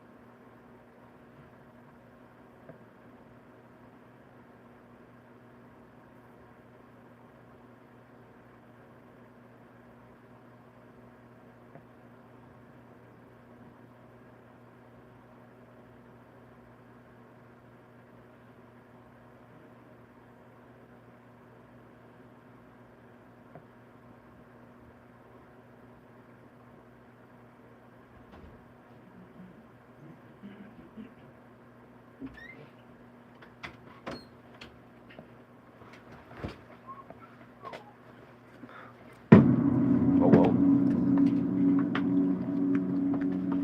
Dramatic.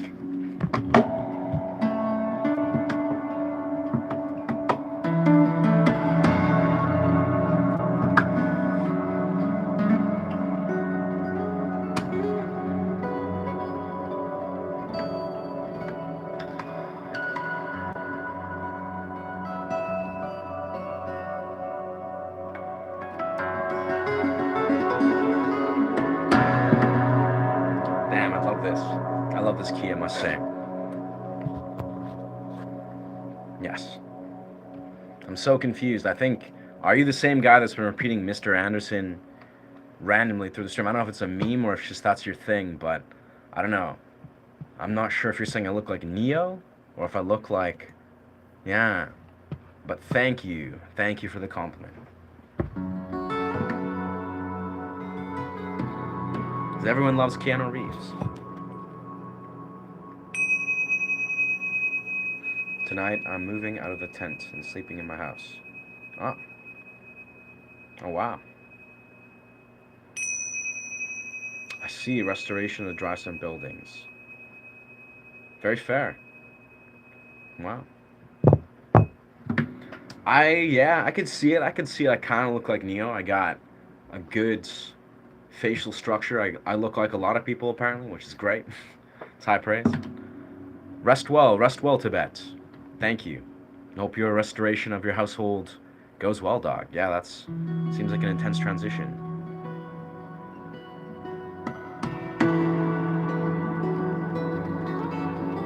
Whoa. That's the key. That's the key we want to be in. All right, well, thank you so much for being here. I feel we are going to officially put a close to this stream. And thank you, Sean. Thank you for thank you for the sincere thoughts. I think we're now, we're going to probably drop everything, do a cold plunge, probably sprinting cold plunge, and then go to the beach. Yeah, go on that beautiful, arduous adventure and go to the beautiful beaches because it's really warm out right now. Probably do a stream down there, probably record some, I don't know, some meditative sound journeys. Probably in the second capo we've been exploring right now, the last like 10 minutes. So we'll see how that goes, yeah. I think too, let me see, I'm going to check quickly. I ordered another Picasso bow, so it's like a violin bow that you play on the guitar. Happening soon, expected today.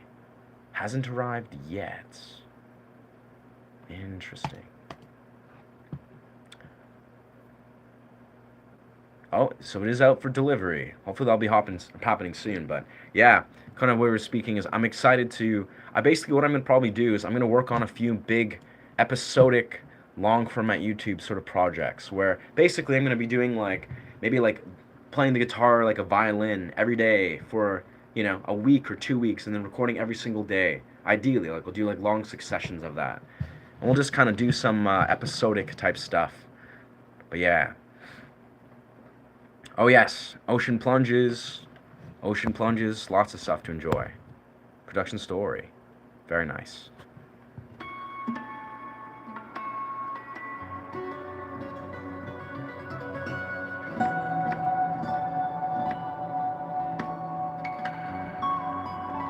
I'm very excited just to see the energy of the beach, see the beautiful beachgoers, just enjoy and play some music for the fellow human beings in the beach community. That'll be fun.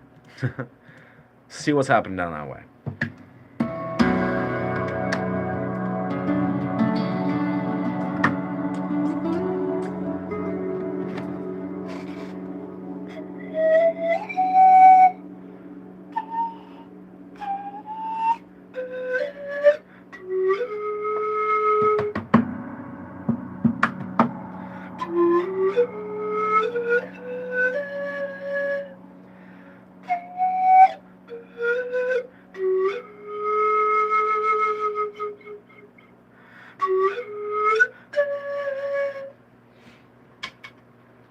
All right, I think with that, we'll officially do our little outro thing. Yeah, if you resonate with this content, feel free to follow this channel. I teach guitar and I do meditative sound journeys among various types of YouTuber stuff.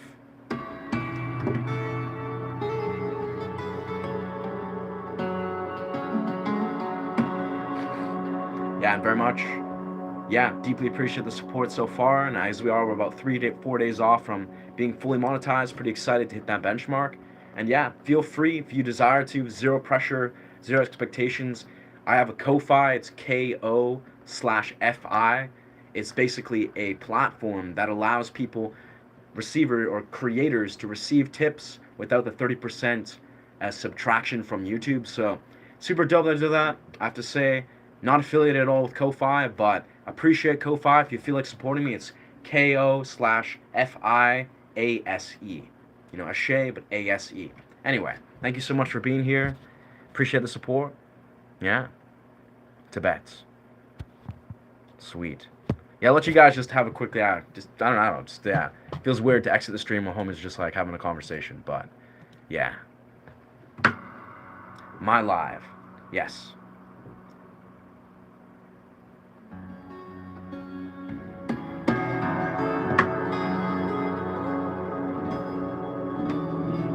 Do a little outro music session here.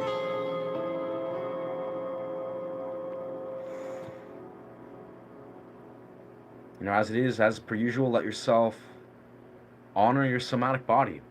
Hope you guys are finding yourself inspired in your lives and honoring your felt experience. Whatever that is, it's letting yourself feel into whatever is flowing through. Now, as we are experiencing the full moon, just be present with your energetic experience, really honoring it, really integrating it. Anyways, thank you. Much love. Ashe. Peace, peace, peace. Yes, yes. Nice. Thank you, Long. Thank you for revealing your truth, Long. Peace out. Comments removed. All right.